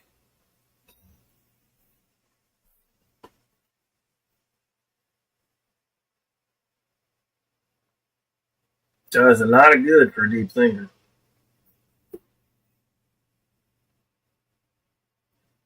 Come on. There were compatriots working in the fields on the other side. The best field workers, there wouldn't be food on American tables. So that was kind of the speech to rally the Mexican population.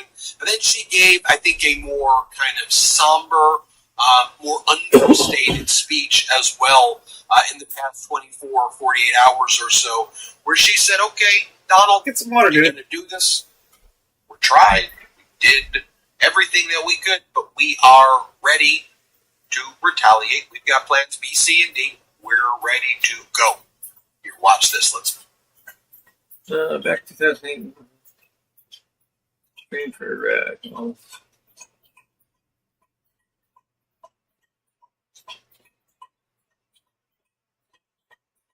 Uh-huh. Yep. Very much so. play. From our side, we have been in communication, we have made the agreements. Yeah, sadly, I didn't find out about the lie about that shit until way too late.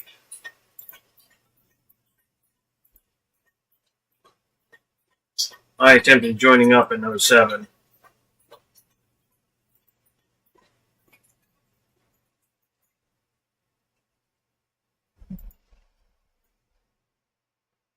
Crap! Sorry, Science.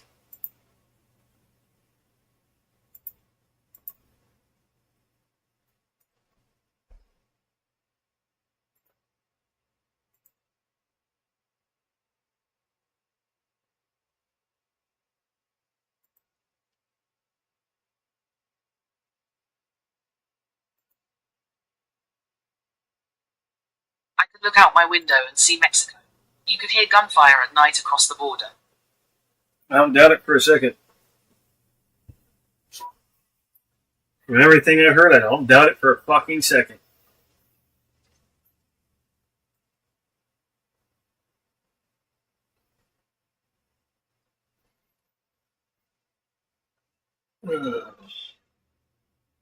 Yeah, that sucked. I almost had him down enough health to catch sadness.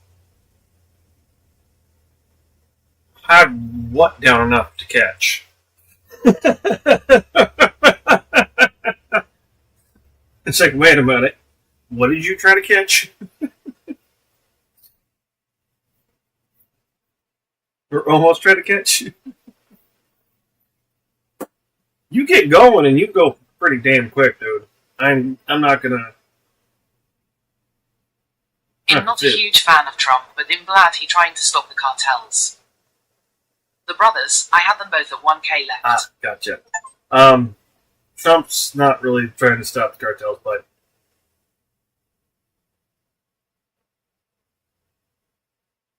Biden and the president of Mexico are doing a lot fucking more.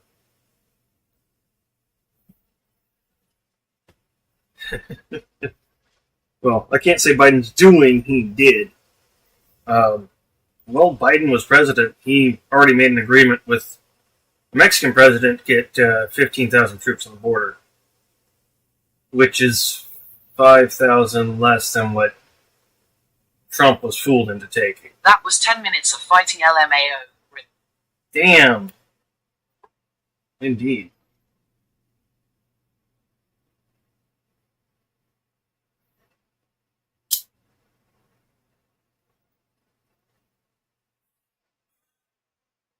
Wait.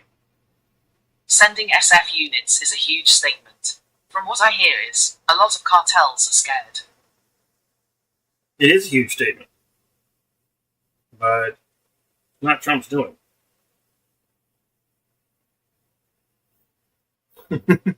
Sorry.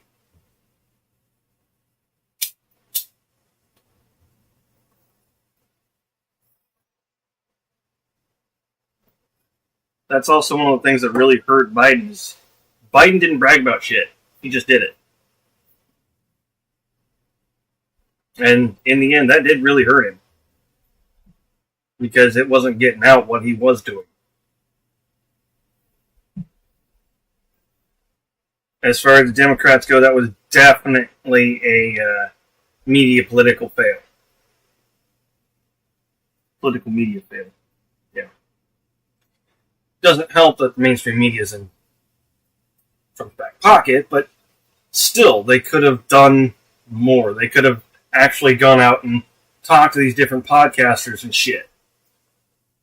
Which they really didn't do, and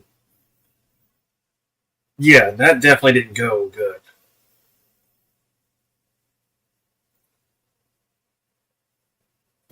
No. Even though Biden was supposedly a lame duck.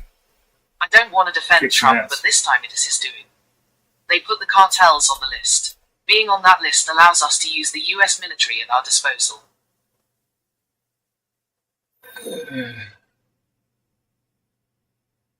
Sorry, bud. No, he didn't. Cartels have been on the fucking list, dude. That's not a new thing. That's not new.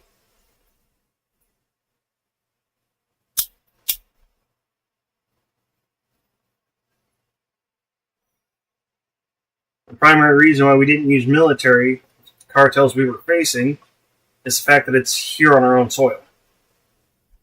/ on Mexican soil, and up until recently, we didn't even have permission. The fact that we got the permission and got the unit sent is huge and sends a big statement. But it's not Trump's doing.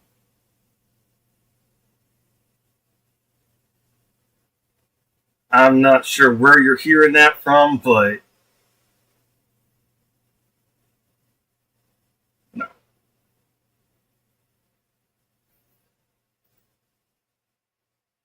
To think that the cartels haven't been on the terrorist watch list is... Terrorist list. Sorry, bother. You were wrong. It happened right after he took office. With all due respect, I'm just defending the truth. That's all. That's why I asked where you're getting your information.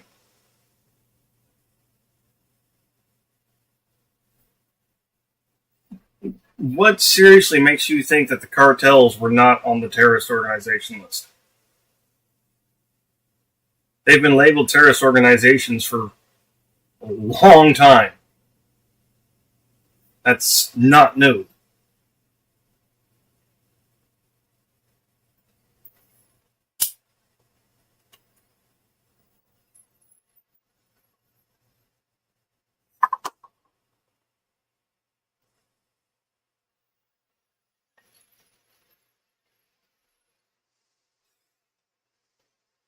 And that's one of the things that I keep seeing all these people that actually support Trump going on about. It's like, this is not a new thing.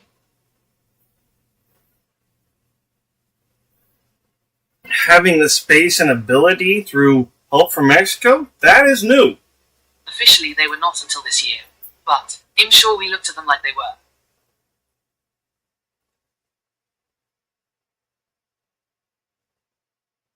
Now I'm gonna have to go do some looking.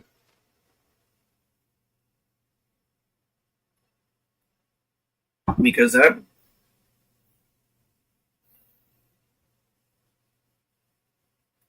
doesn't seem right.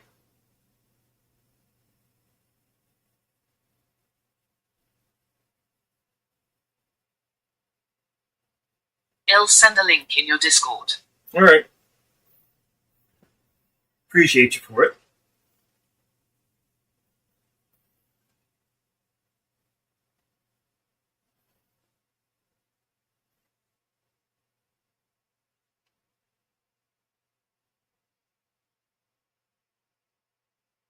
Oh wait, unless that's the stuff involving fentanyls are.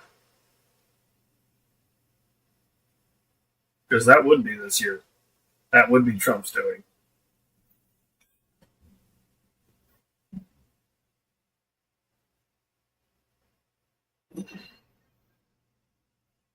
I was rather sure we sent special forces down before that, though.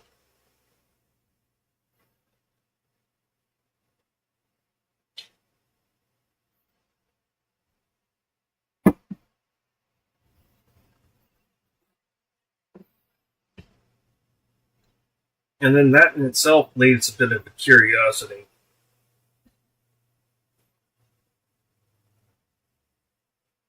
If we're supposedly January 20th this year. Yeah. The signing day, as I will put it.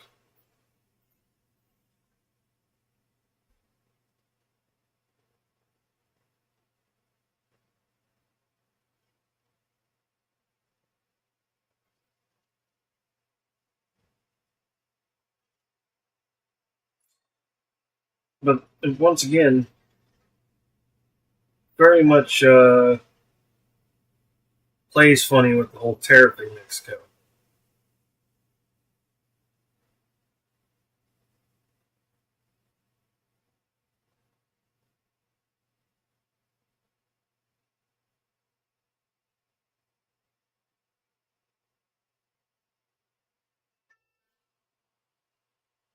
Seems like quite a bit of hypocrisy to me.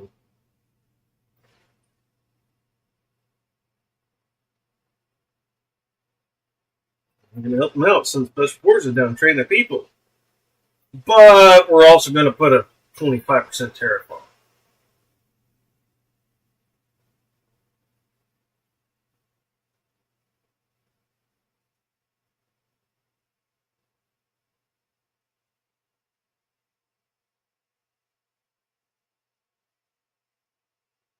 Huh?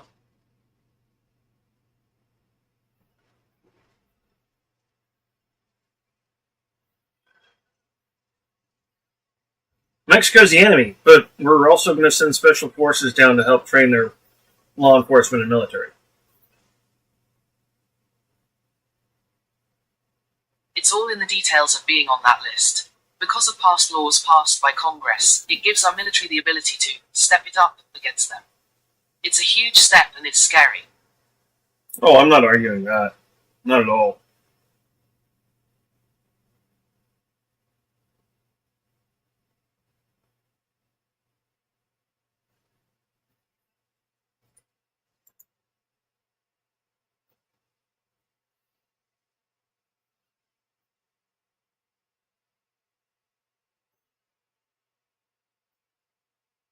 but still, working with a country that you state as the enemy is very...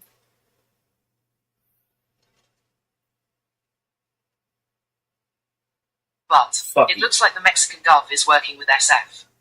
That's a good sign. Of course the Mexican government's going to work with special forces. Mexico doesn't want to see America as an enemy. America's looking at Mexico as the enemy. Mexico's not poked and prodded America.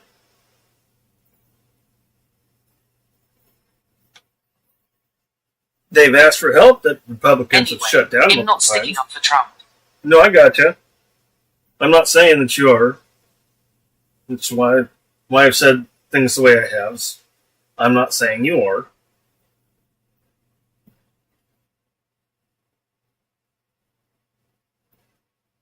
But if it's official documentation that that's just now happening, then can't exactly argue that.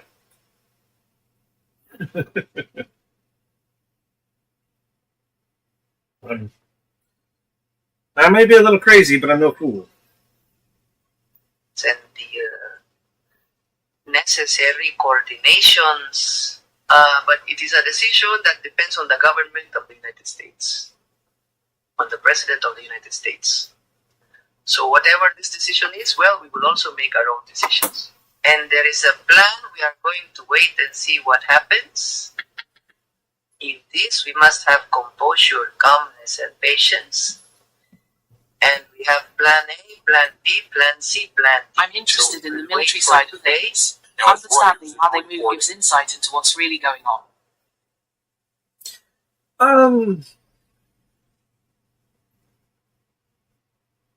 Some idea yes, some idea no. It does give a little bit of information, but just like any other information source, you have to filter it out. That's why I don't just focus on that.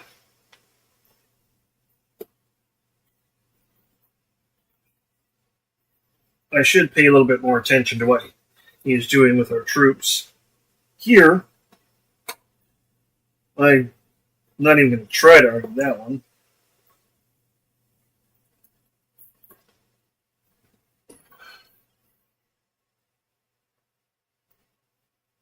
But otherwise, it doesn't tell me information that I can't get from other sources.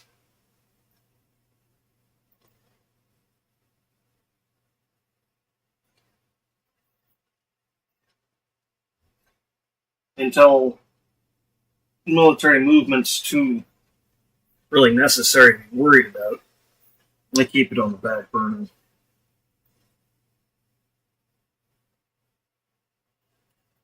This is not a worry, this is a positive, one way or the other. Even if it was Trump, it's a positive.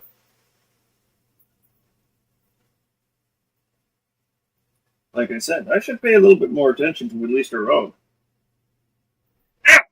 Hey, that's not nice. Yes, because they're in our backyard. I would say, Mexico is more important to me than Ukraine or Israel. We can't shit on Mexico. We can't shit on anybody. That's the point. That's what everybody's missing here. America has no place to be shitting on anybody. America shits on somebody, the world falls apart, including America.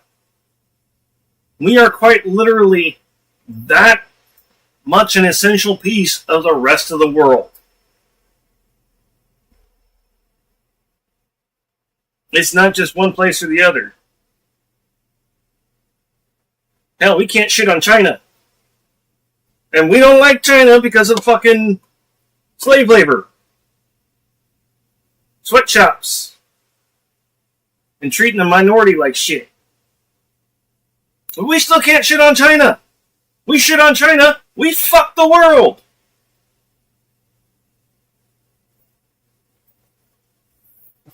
We isolate ourselves from the world, we fuck the world and ourselves. We do anything to disturb the global economic balance that is too far one way or the other, we fuck everybody, including ourselves. We are just such an integral part of it all.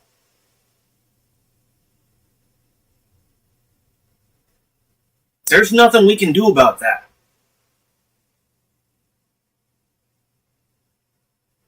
Not without screwing everybody. And it sucks.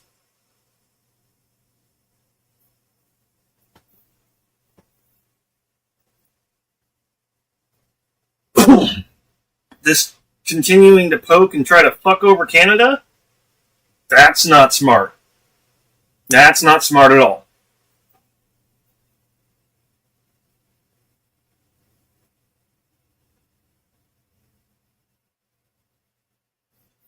That is not smart at all.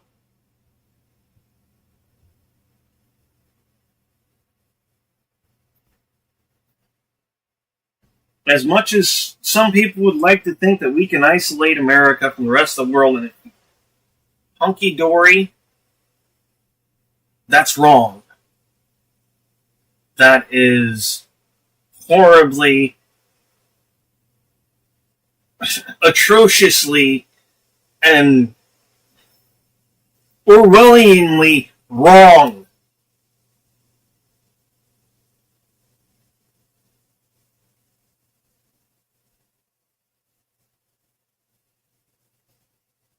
If that was accurate, the economy would not be tanking.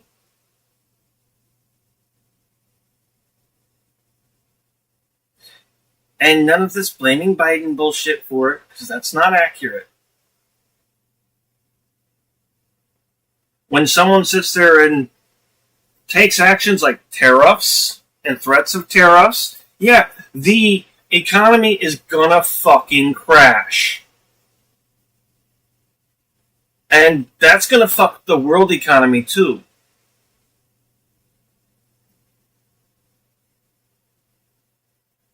I get Mexico's important, and I'm not arguing that. Not at all. But to say Mexico is any less important than Ukraine is not right.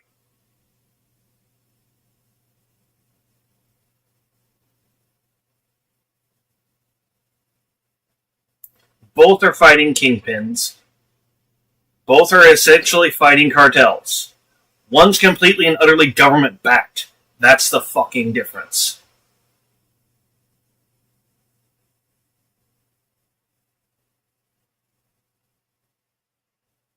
Both people are trying to fight for their homelands. Both people, for the most part, in their homelands.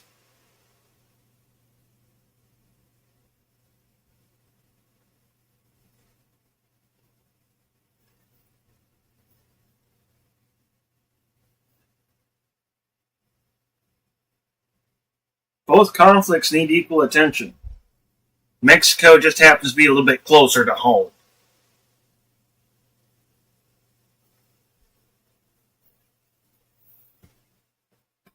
I get prioritizing threats, but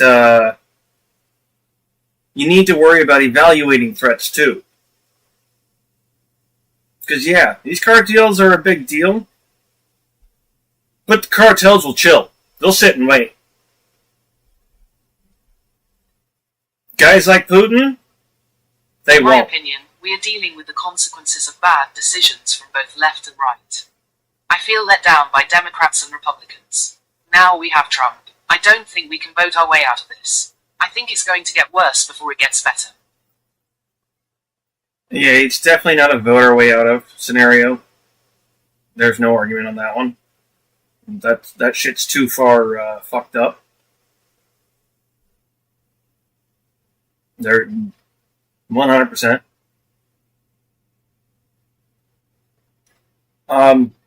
Yeah, it's definitely going to get worse before it gets better, but it's not going to be a Trumpy ending.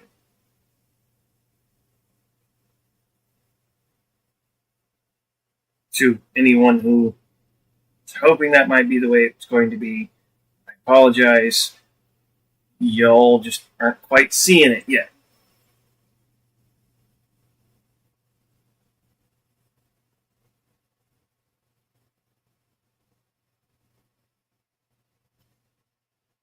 And I can understand being let down by both sides. I'm just glad that I've seen this coming kinda. I'm prepared as much as I can be. I've seen this shit coming for some time. I mean, fucking for real. It pisses me off how long I've seen this shit coming. And I watch it in slow fucking motion.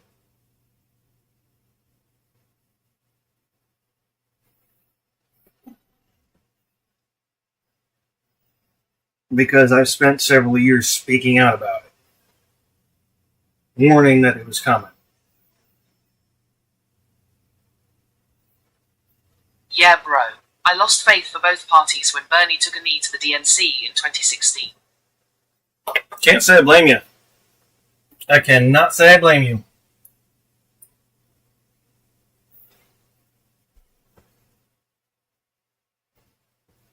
Not at all.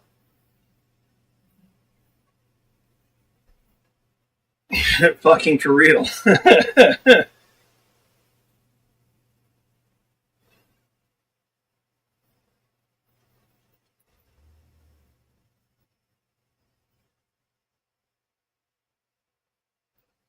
I thought about fucking running, but I don't want to be under either one of the regular parties, and you got to be under one of them to get there. Usually I tend to agree more with the Green Party. Don't know why.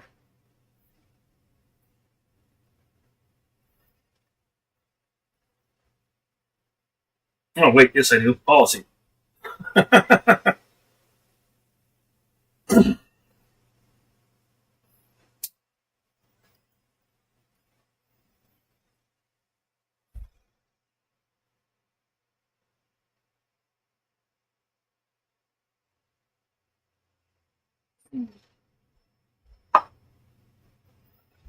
No, that's why you'll catch. Do you remember when he gave his speech endorsing Hillary at the DNC? He had a cut under his eye. At the time I felt like they roughed him up to get him to give up. I wondered a little bit myself. Honestly. Yeah, I certainly don't see the Democrats as even 75% of the. He looked angry. He sure the hell did. He sure the fuck did. That's why I said it's like I don't even think the Dems or left are 75% on the up and up. I certainly think that's when corruption. I knew for sure this is all fucked. Yeah.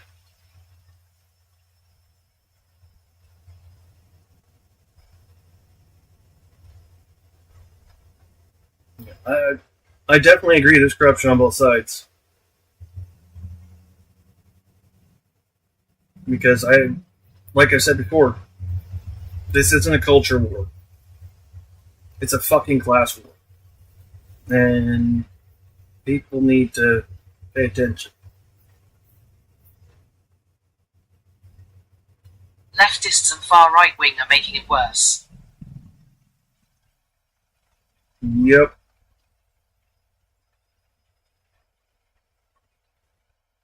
Primarily political, too. That's the funny thing. Even the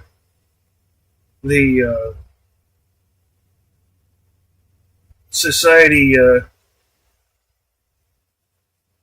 I'm going to say, emotion vents, because they're not all protests, they're not all riots, they're not all bullshit. Some of them are, some of them aren't. It's a spectrum, and I've seen it from both sides. And I'm going to say, you know, I'm just glad it hasn't been like Jan 6 again. I'm glad people are not trying to do It's something the like middle that. ground people to pick a side they may not have aligned with. Yeah, it is. And that's kind of where I stand. It's like I don't completely align with the left, but they're speaking a little bit more sense. I shouldn't say a little. That's not quite accurate.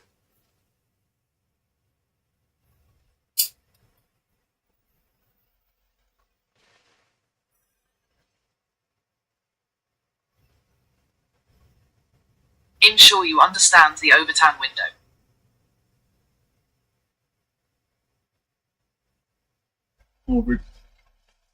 Overton window? I heard it. Where? Trying to bring up the file. It's give me a moment. Might not be able to bring it up. Overton window. Go ahead and give me a rundown. It's been a little bit. I think the last time I heard about that was a week and a half ago. And I'm still kind of new to it, so. Understanding that will help a lot with today's issues.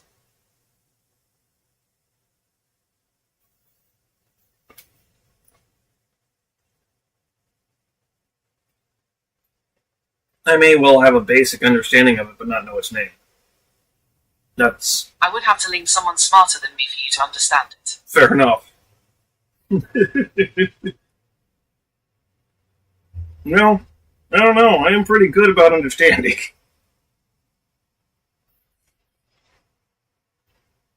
If you give me the basic rundown, I can probably pick it up. But you don't have to.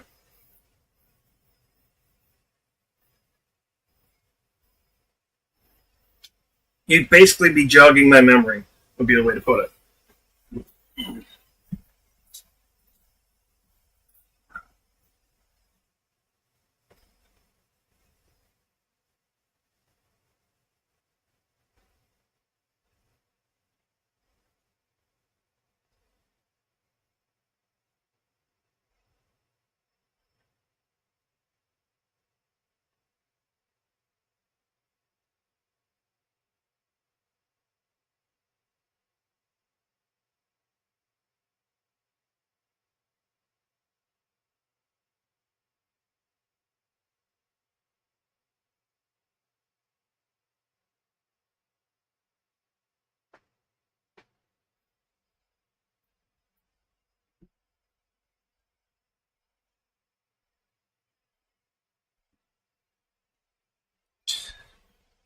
Running it through my head so much. It's like, was that the best time period, or was it this the script for this?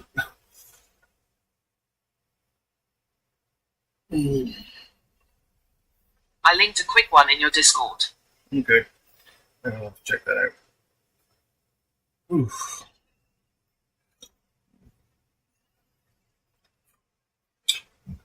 Turn on. Oh. 2 minutes YouTube. Okay.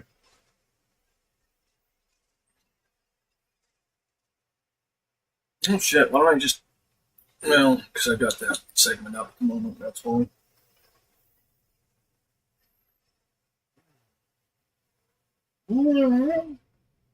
Maybe.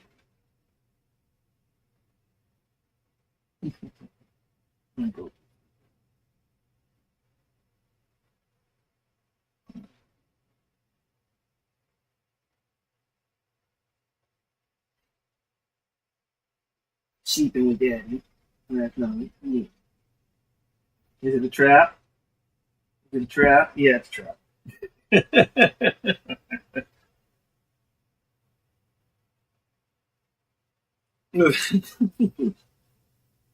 Is it a trap? Is it a trap?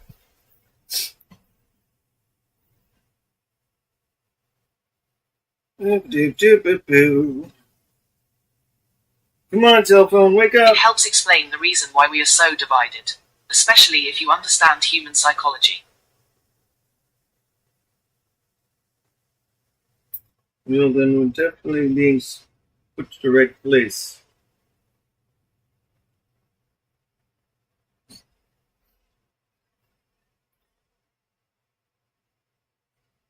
Your avatar.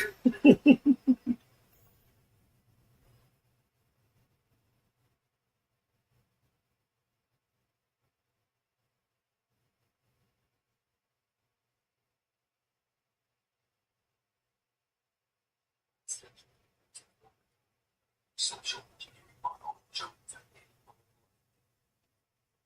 it seems absolutely socially unacceptable. The only thing is the right strategy. Can't That argue pic was that one. taken in my apartment next to Mexico. Lol. Acceptable and total. Society's wild excluding those commonly considered as radical or absurd.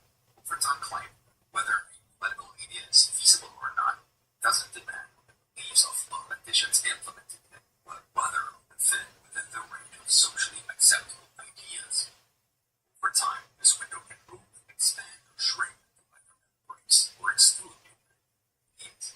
It occurs under the natural influence of the public opinion and circumstances such as crises or gradual cultural changes. However, it can also be a result of premeditated manipulation.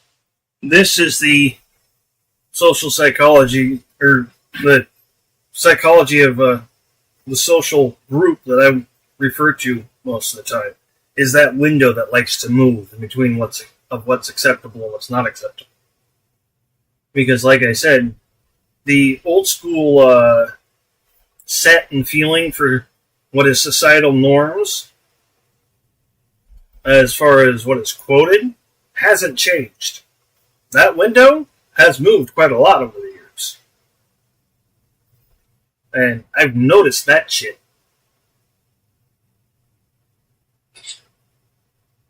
Politicians with an agenda to introduce a then radical idea begin by shifting the overtime window enough so the idea can be discussed without a public outrage. Okay. Yeah. So you understand the window because we all live in it. Oh yeah, I understand it well. Like I said, I probably understand the subject and topic. I just needed to get the relation made. Yeah, I very much understand it and have been keeping track of it. Unknowing that is its name. And have been talking about it for many years. That's why I sent the 2 minutes video, not the 1 hour one. Yeah. Yeah, I know about it. Been watching it. Definitely taken note. And definitely spoken out about it.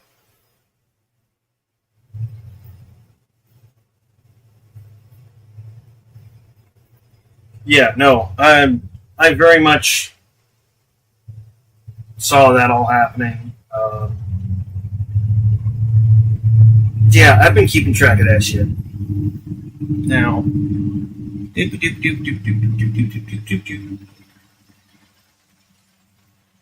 Understanding this helps me have empathy with the people I disagree with. Understandable.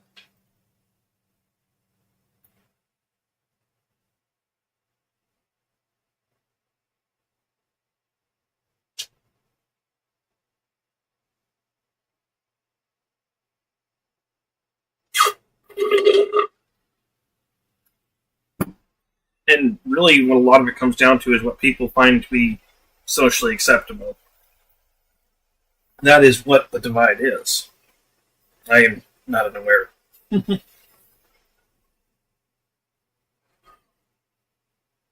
See, that's like, there's many of things that I do not find to be socially acceptable that a lot of Trump supporters would. Say I was on stage and Trump started popping off at me out of nowhere, I would not find it socially acceptable to knock his ass out. I would feel like shit after I did.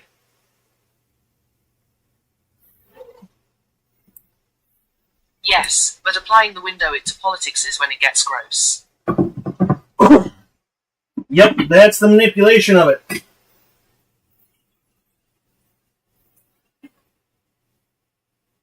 And once again, been calling that shit up for a while. Just like the district play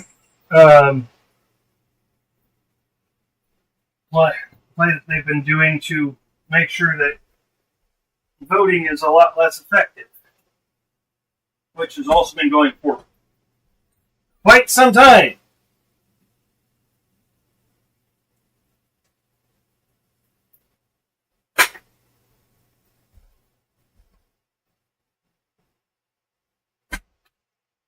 A lot of it's because we've been numb to it. 10 years ago, I would be considered a lib. Fast forward to today, I'm closer to the right. It pisses me off. Honestly, 10 years ago, depending on what political spectrum you're looking at, you wouldn't have been a lib. You still would have been center-right, like you are now.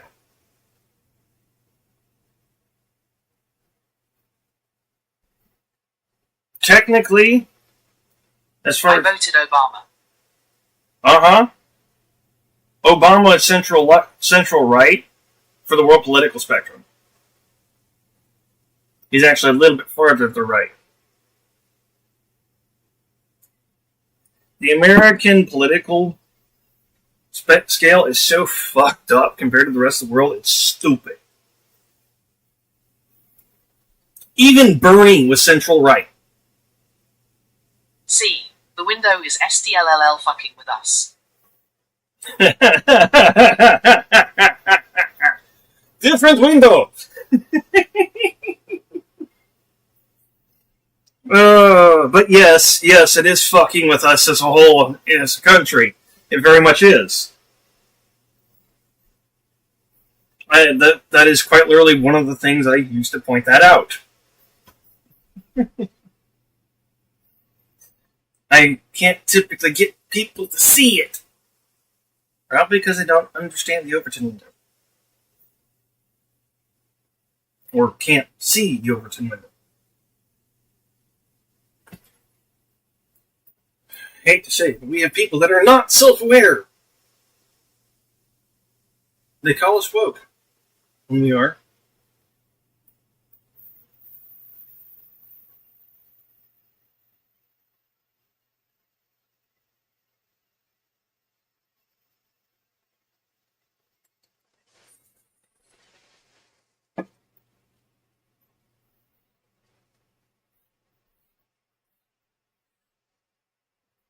Yeah, but most people do not have an internal dialogue with themselves. It's about 50%.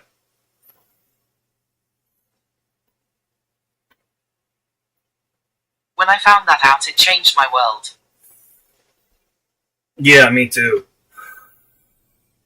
I'm like, then how the fuck do you think?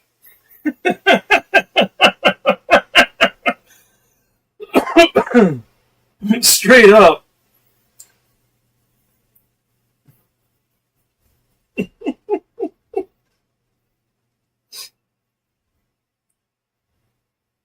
It's like, wait a minute. You don't have your own voice up here That as you're means thinking? most voters are stupid. Both sides, and we are stuck with dipshits.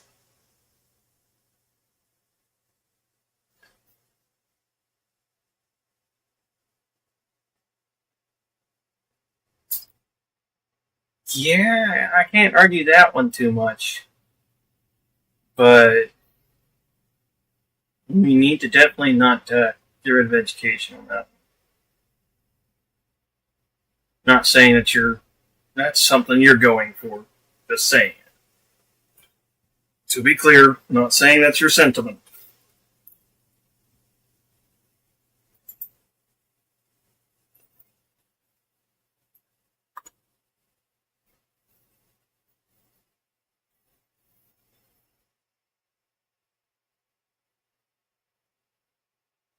Yeah, no, the Overton window has become very very interesting.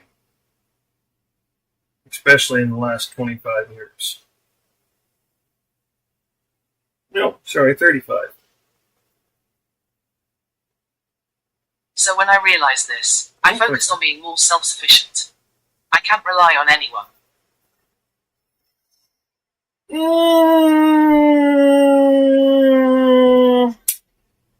don't know about that one. What, baby? YouTube, Hinson Jackson. There he is. The man with the plan. You can rely on people, you just gotta find the right people. And that is not an easy task. Once you do find the right people, careful, don't let them go.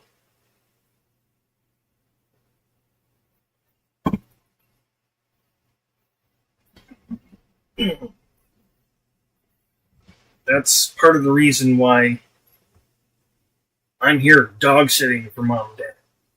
They're not blood. They took me in, treated me like family, showed me what family was. They've proven I'm 40. I'm done finding new people. I have my 2 kids and a wife. Sounds like you got people.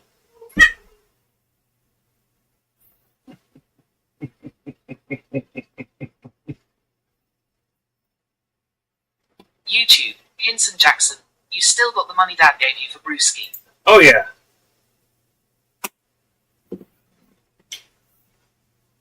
And Dad's supposedly going to be trying to come by and drop off some cigarettes. I told him, man, don't fret.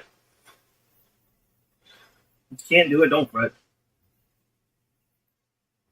So I might get a cigarette delivery. That'd be kind of cool. They depend on me just as much as I do them.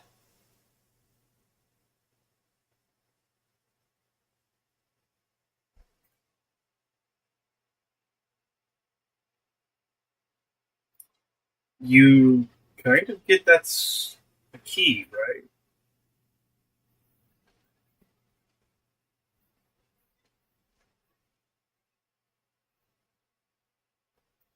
They are me. It's us against the world. Lol JK.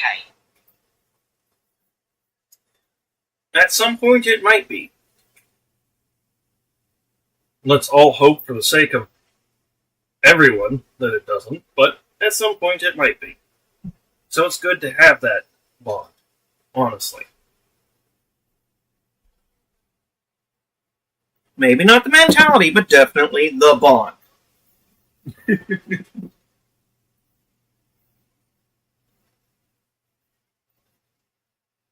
Honestly. YouTube, Hinson Jackson. All I got is my balls and my word, and I break em for nobody. Excuse me, sir. You also have Robert and Jasper. I hope not. I think we all are gonna have to get used to a drop in American way of life.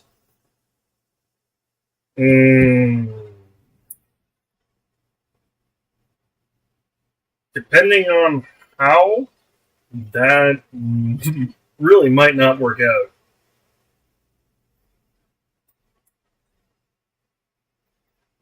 By not work out, I mean the people won't have it.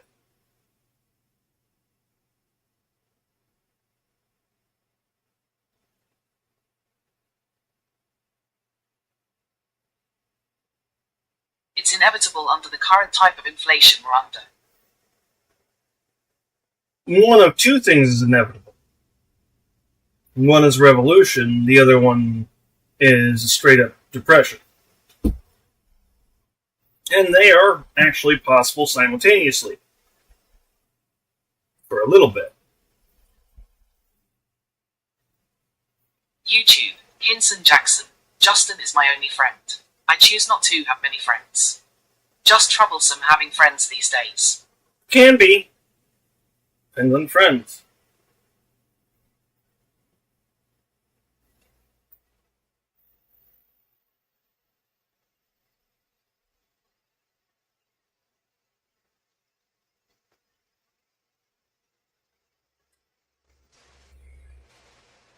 Most Americans are not ready for revolution. Trust me, I know what it takes to be a fighter. Most Americans are not ready for that. There are many ways for a revolution to happen. A war is not necessarily one of them.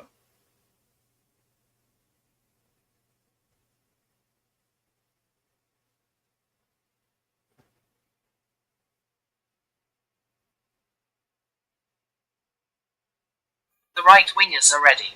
That's bad for the left. The right-wingers are not ready. Privet.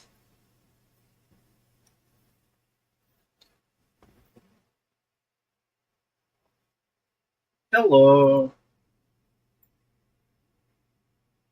Remember correctly.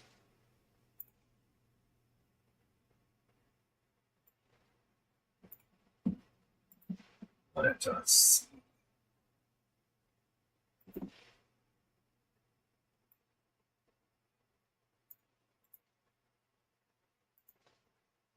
YouTube, Hinson Jackson, LMAO.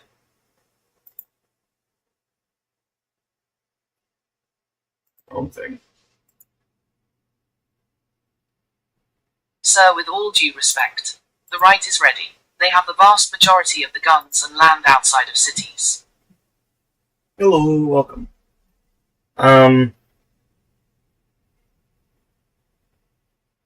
Okay. NASA Rasa, America Parison. Yeah, they might have that, but that doesn't mean they're ready. I say this because I like you and want you to understand what you're up against.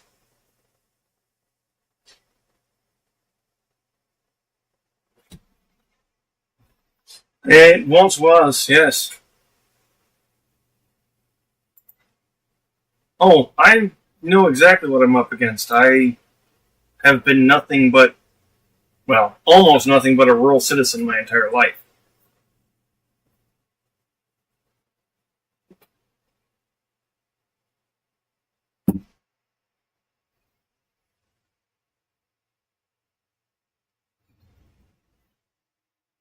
The closest I've ever lived to a corner store is typically a mile. And then the next closest store is at least, well, even here, 2 miles. On foot. In the city. They grew up hunting, fishing, camping. Most vets are country boys. I know this because I'ma live in Redland most of my life.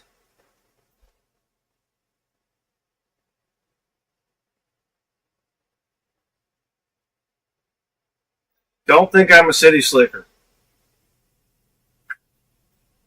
Don't be fooled.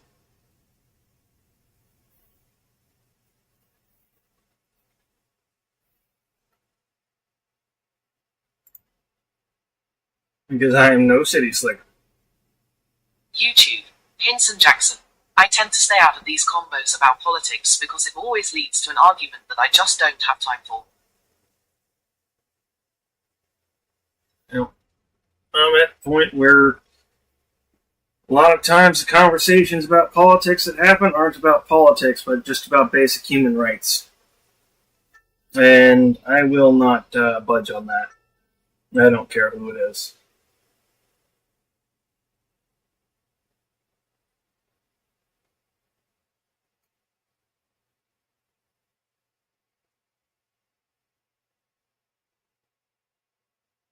I'm not saying the left can't do anything. I've noticed that people on the left is underestimating the problems. I didn't think you were saying that people I on the don't left mean to couldn't do offend anything. Emma. I didn't think so. I'm just saying, it's like, it's not quite as cut and dry as it may seem. As I've stated many times, the world is 50 shades of gray. For just as many of you... I feel like you and I are on the same page most of the time. We are most of the time. We really are. A lot of times, our differences come down to differences in information, not necessarily differences of opinion. And that is still really what I see a lot from the divide in the left and right.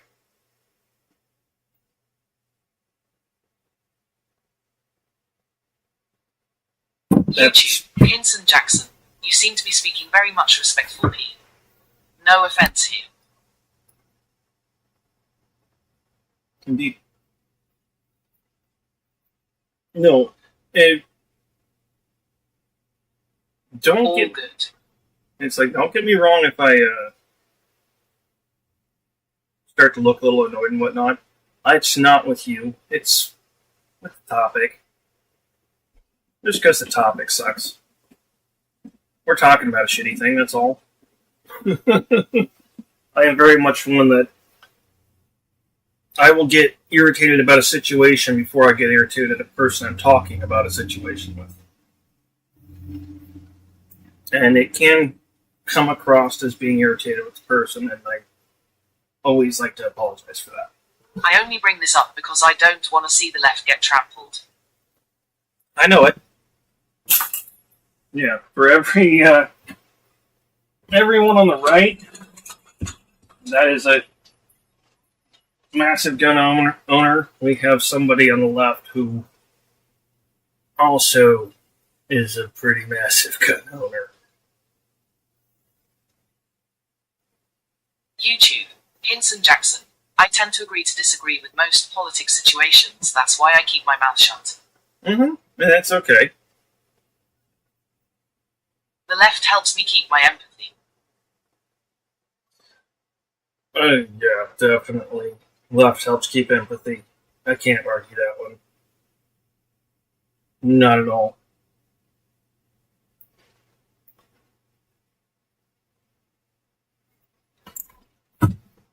The left is definitely, I hate to put it this way, but the party of caring.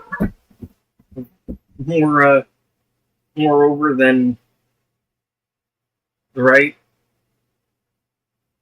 As corrupt as it is, I'm not going to lay that out. The right helps me manage my emotions. Be careful about that. I find the right not to be very good about gathering data. That's why I'm in the middle. It sucks.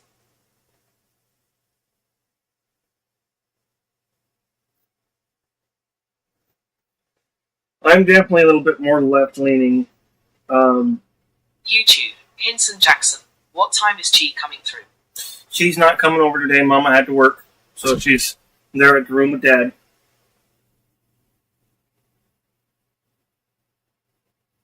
Yeah. Mom was going to be originally doing comm service today, but she had to work, so no comm serve. Which means no Chi-Chi.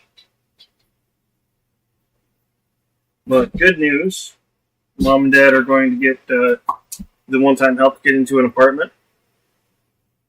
And possibly a 2-bedroom, which would be freaking great for them. They're talking about bringing me in later. And I'm just like, I don't know.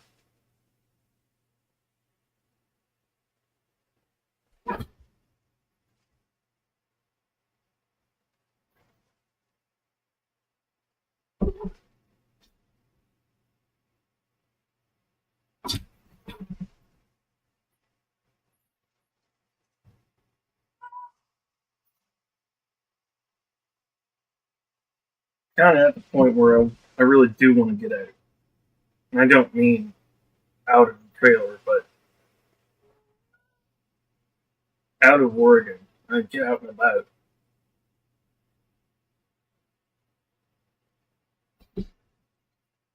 Not having a driver's license makes that very difficult. Not having a vehicle makes that very difficult.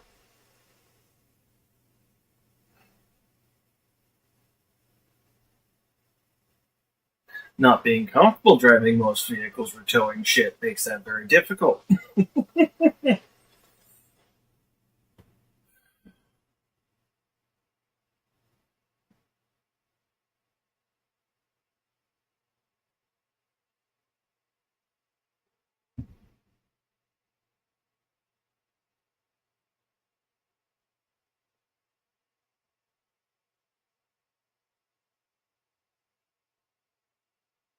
I mean, I would quite literally love to be able to find a place of my own.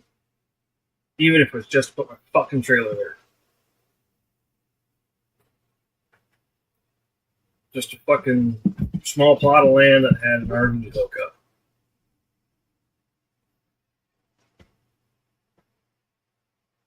Have a fucking electric bike to be able to get to town and back. YouTube, Hinson Jackson, you've got to look for a job soon.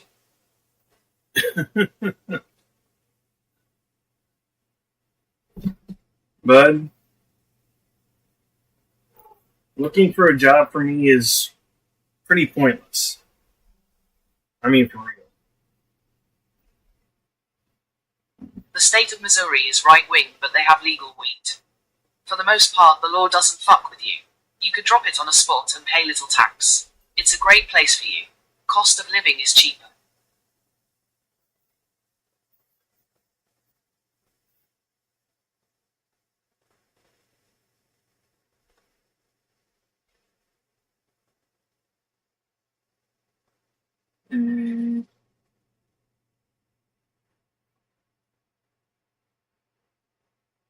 You can have guns and weed low tax. No, I get it. Problem is this body does not work well with cold. I was in PA over the winter. I know how cold it gets over that way. It's like, that would suck.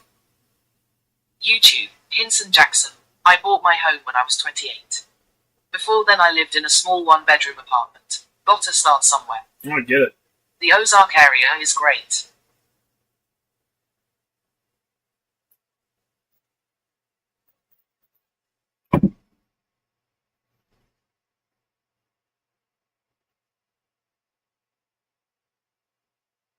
Cold. Get over it.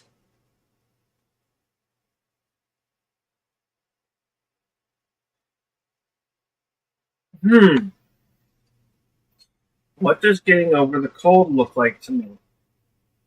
Walking around like Ebenezer fucking Scrooge. Hunched over with a bloody cane. Barely able to fucking move. My body hates the cold. That shit fucks me up. YouTube, Hinson Jackson. No wife, no kids food. I do have a kid, but I just don't have custody of it. Not yet.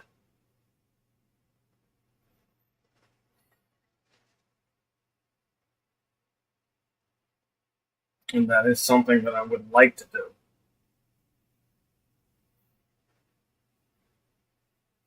Yeah. There's several things that would have to happen in this trailer before I can start using it.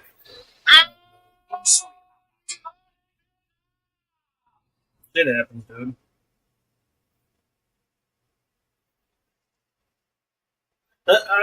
I'm not. Once again, it's more. How you doing, Justin? Scenario. I'm doing all right. Gotta pee at the moment, though. Give me 1 second. You know what time it is? It's pee-pee time.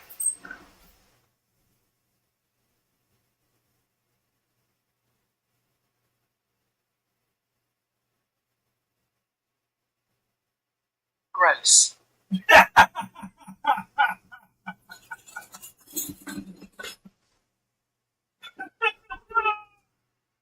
Oh, you guys don't get Metalocalypse over there, do you?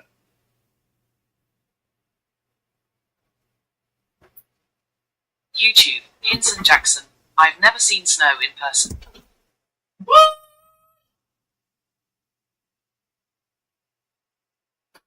YouTube, Hinson Jackson. Sansu, my dude.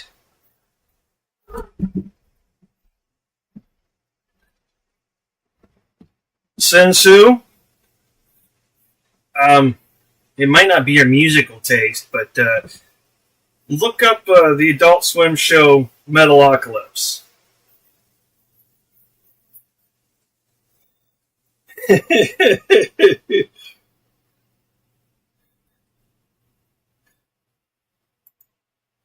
And be ready for some dark and a little bit more nastier humor. It's called Adult Swim for a reason.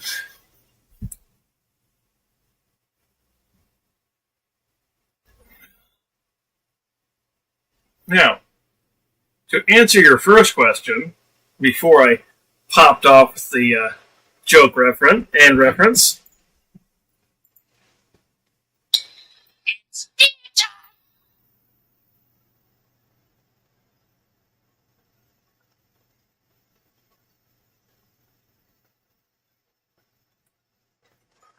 Oh, that was Bean!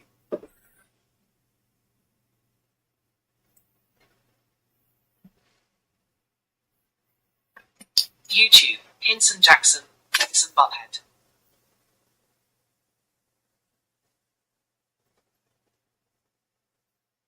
I wasn't a Beavis and Butthead fan.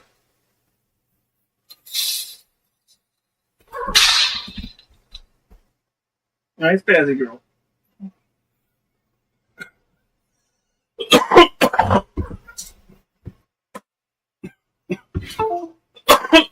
Got me. Huh?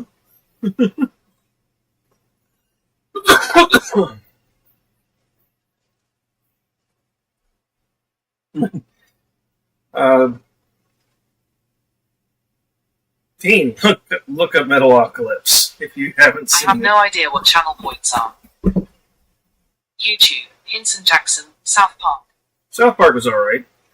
Channel points are a metaphorical credit that you gain by watching the stream and are usable for soundbite redeems and when I play Twitch Interactive games. Come on, Boo! Get down here! I have to take him out. He's being pested. I mean, really pestery. South Park is the best. I love how they roast everyone. I'm a robot chicken guy.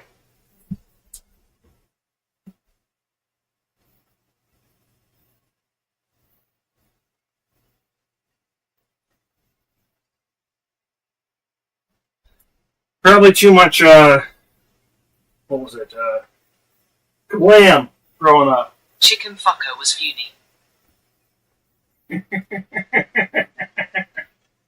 So many people hate robot chicken. YouTube, Hinson Jackson, South Park is awesome. Matt and Trey are funny.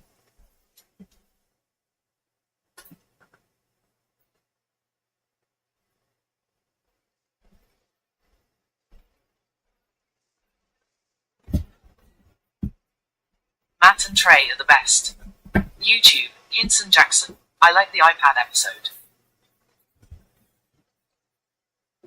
Alright, guys. I'll be right back. I gotta get this one across so you can go party. Uh-huh, you heard me right.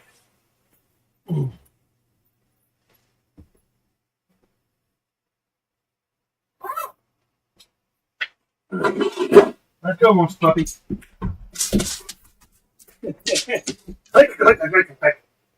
Here, those claws coming out. Hey.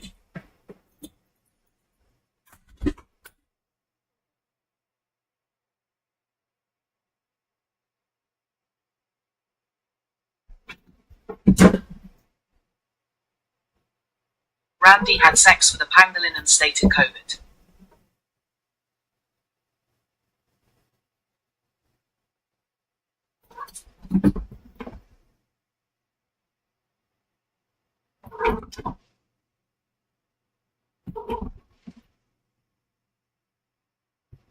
YouTube, Hinson Jackson, LMAO.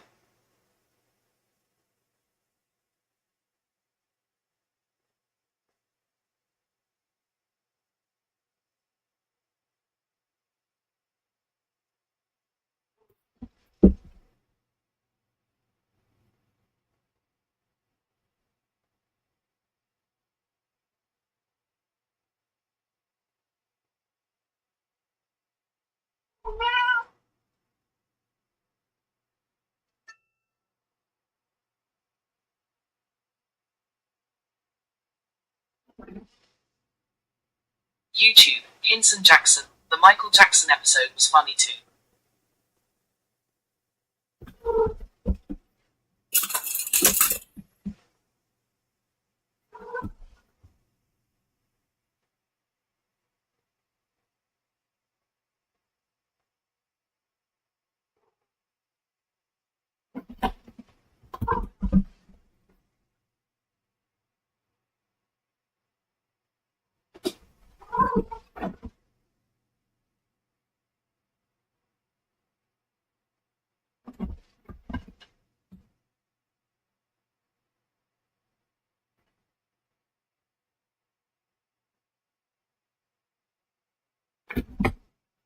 I like the strong woman one also. PC babies.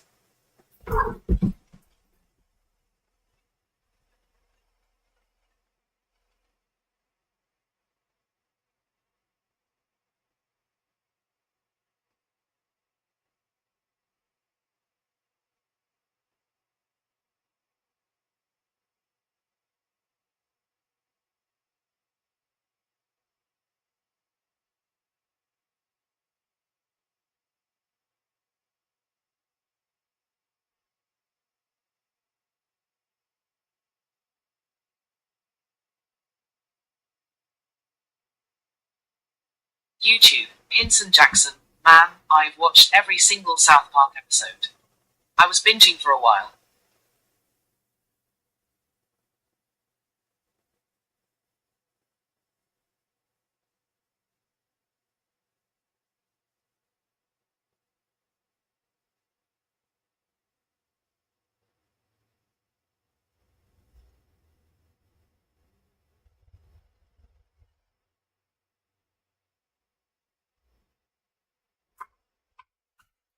How much, boy?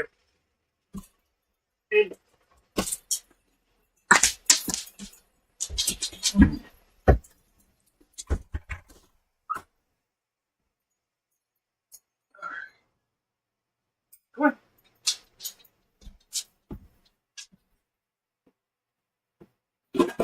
There's good boy gonna play outside. Go on. Go lay down. We'll get some water, one way or the other. Oh. Not a damn big.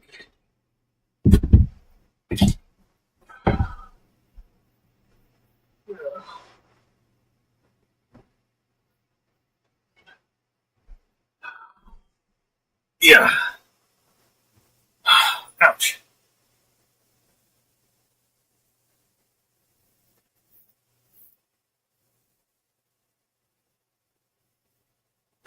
Nice.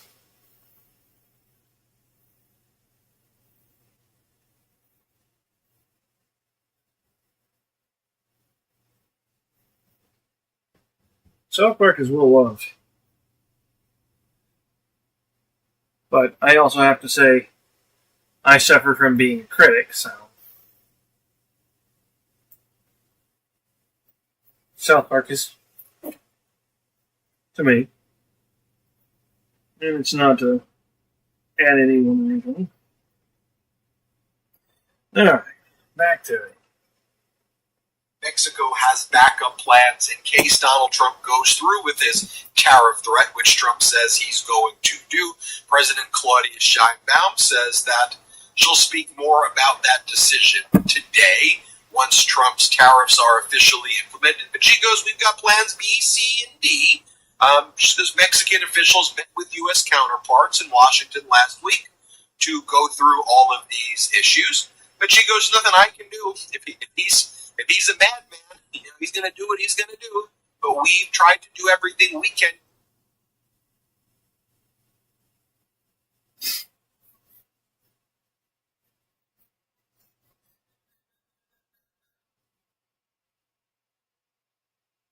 Nothing like using a different set of words to quote Eminem, or part of the intro to Eminem's songs. I've got a bad feeling about this. And if he's as bananas as you say he is, I'm not taking any chances.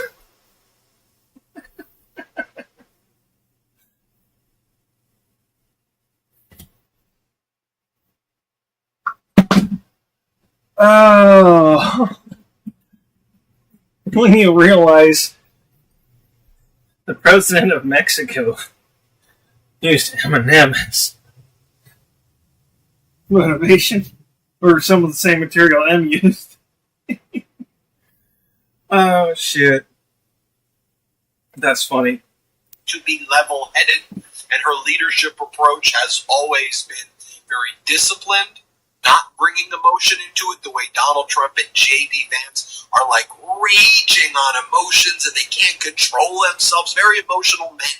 She's like, okay, we're ready to go. You know who else is ready to go?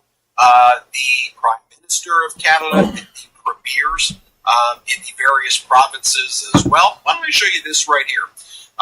Right here we have Canada's Premier Doug Ford of Ontario.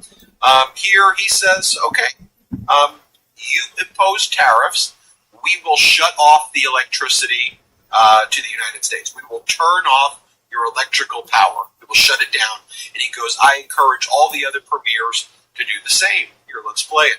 If they want to try to annihilate Ontario, I will do everything, including cut off their energy, with a smile on my face. So, and I'm encouraging every other province to do the same. Quebec, Manitoba, BC, we all have to act in unison out east. They rely on their energy. They need to feel the pain. They want to come at us hard, we're going to come back twice as hard. Next up, you have Chrystia Freeland running for the leader of the Liberal Party against Mark Carney. Both Freeland and Carney are both very impressive people who I think now would be able to establish a government led by the Liberal Party to stop the Conservative Party, Maple MAGA, led by Pierre Poilievre. At the federal level, he was always kind of sucking up to Elon Musk and doing all of the right-wing podcast bro type crap. Here is Chrystia Freeland, candidate for Canadian Prime Minister for the Liberal Party. Here she is talking about, like, y'all realize how stupid this is? You're putting tariffs, which is a tax on the oil and gas that we send to you? Like, are you that dumb? Here, play this clip. Right now, this is maybe abstract for Americans, but if these tariffs are put in place, it is going to hurt Americans. Anyone who has a 401k is going to be hit because the stock market is already hurting. Anyone who needs to fill their car up with gas is going to be hit. You are going to be putting tariffs, a tax on the oil and gas and electricity that we sell you. Totally absurd. Your grocery prices are going to go up because you know what you need to grow food in the United States? You need fertilizer, and 80% of it comes from Canada, and you're going to put a 25% tax on it? I mean, the Wall Street Journal is right. This is dumb. This is utterly self-mutilating, and our retaliation is going to make it worse. Here's Chrystia Freeland again saying what she would do as Prime Minister. Play this clip. I got cheap from CD keys. Here's Chrystia Freeland again saying what she would do as Prime Minister. Play this clip.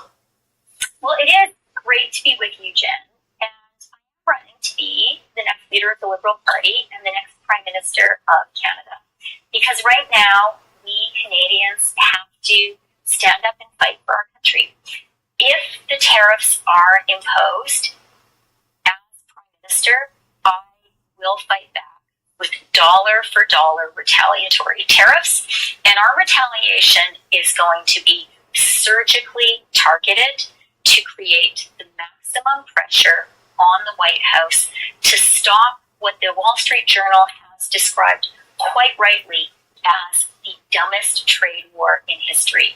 An example of a measure that I will put in place as Prime Minister is 100% tariffs on Teslas. I think that should get some attention in the White House. And now, my friend, Canadian Member of Parliament, Charlie Angus, bringing the heat. Let's play it. Well, Donald, what, you had to bring a guy from the Russian state media in to watch you try and beat up President Zelensky, and you thought that would make you look good? It made you look like the crook and the cheap hood that you are. It sickened us in our stomachs, but I've been talking to people all over the world who are sickened in their stomachs by what you tried to pull off. Zelensky is a man that you will never be in a million years. He's a genuine hero. So, Donald, where are you going to go with this? Are you going to continue to be the puppet and the bootlicker of Vladimir Putin, another criminal? A guy whose economy is at 1/5 or 1/10 of what the United States is? Is that what you're going to give up? Because the rest of the world understands now very clearly who you are. And we understand who heroes are. and you're not one of them. Just so you see the difference between the leadership being shown by those leaders in Canada and the president of Mexico, Claudia Sheinbaum, as contrasted to the United States of America and the Gong show we've got going here. So you have Donald Trump's Secretary of Agriculture, Brooke Rowland, saying what the Trump plan is now to deal with the rising prices, which are only going to get higher as a result of their tariffs. She's saying that the key thing that we're going to need in the United States is that families are going to have to start buying their own chickens. And this way, because of the egg shortages and the high price of eggs, we need to teach the American family how to raise, I'm not making this up, how to raise chickens, and then you can get your eggs from your own chickens. Here, play this clip. I think the silver lining in all of this is how do we, in our backyards, we've got chickens too in our backyard, how do we solve for something like this? And people are sort of looking around thinking, wow, well, maybe I could get a chicken in my backyard. And it's awesome. I agree. Yeah, I think everyone who isn't a farmer right now wants to be. Justin.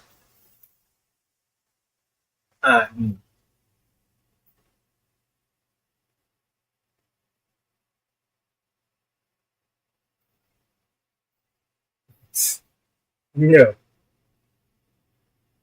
Kind of hard to support Ukraine and be a fan of it. Honestly. Just saying.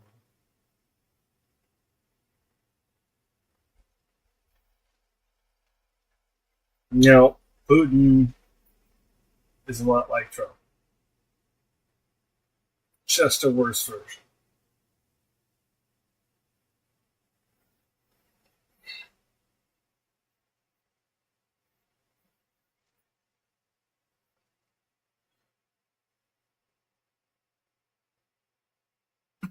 No, I don't support dictators. One flavor or another. And I certainly do not support war criminals. Such as Vladimir Putin. Canada, that's a different story. Australia, that's a different story.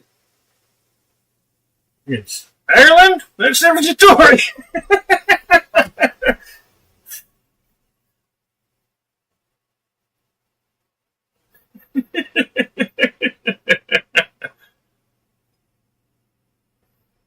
Okay, there are some war criminals I support. But you need to get it for the right reason.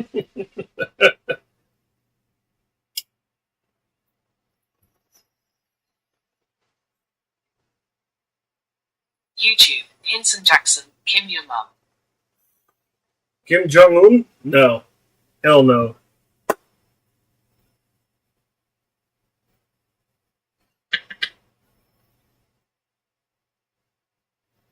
I could throw that guy farther than I trust him.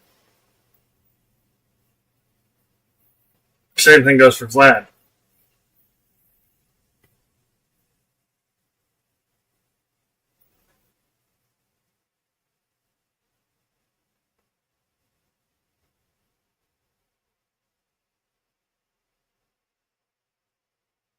I might have a cigarette. YouTube, Hinson Jackson, LMAO. No, I do not call Putin Vlad out of respect. I actually call Vladimir Zelensky Vladimir out of respect.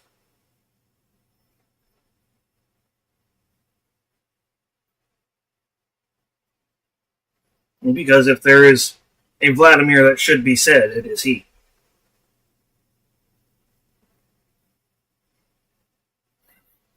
I still love his response when they were bullying him about wearing his military camo gear. He said, I'll put a costume back on after the war's over. Talking about a fucking three-piece of the whole suit and tie bullshit. And I was like, dude, you just fucking earned a lot of respect from me on that one.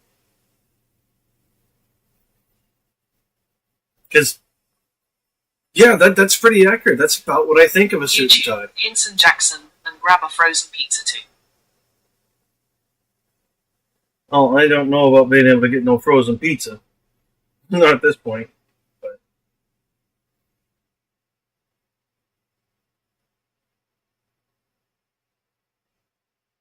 it said he was going to possibly be bringing away some cigarettes. Which should be awesome. Like I told him though, if you can't, it's no fret.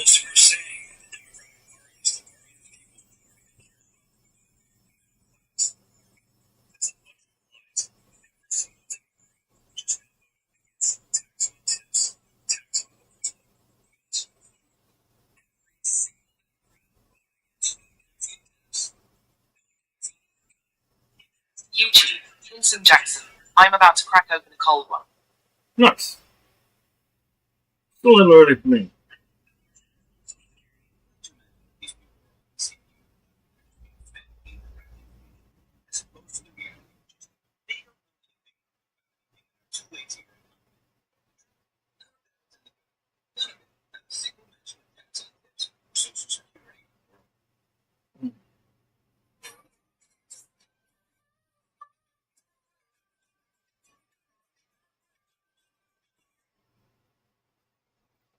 Ooh, my guts are not happy at the moment.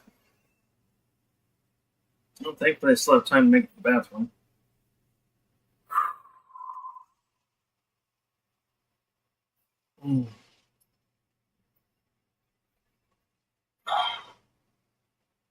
Alright. I'm going to hop off here. Get the trash out, go use the bathroom, and probably get my beer. So I've got it.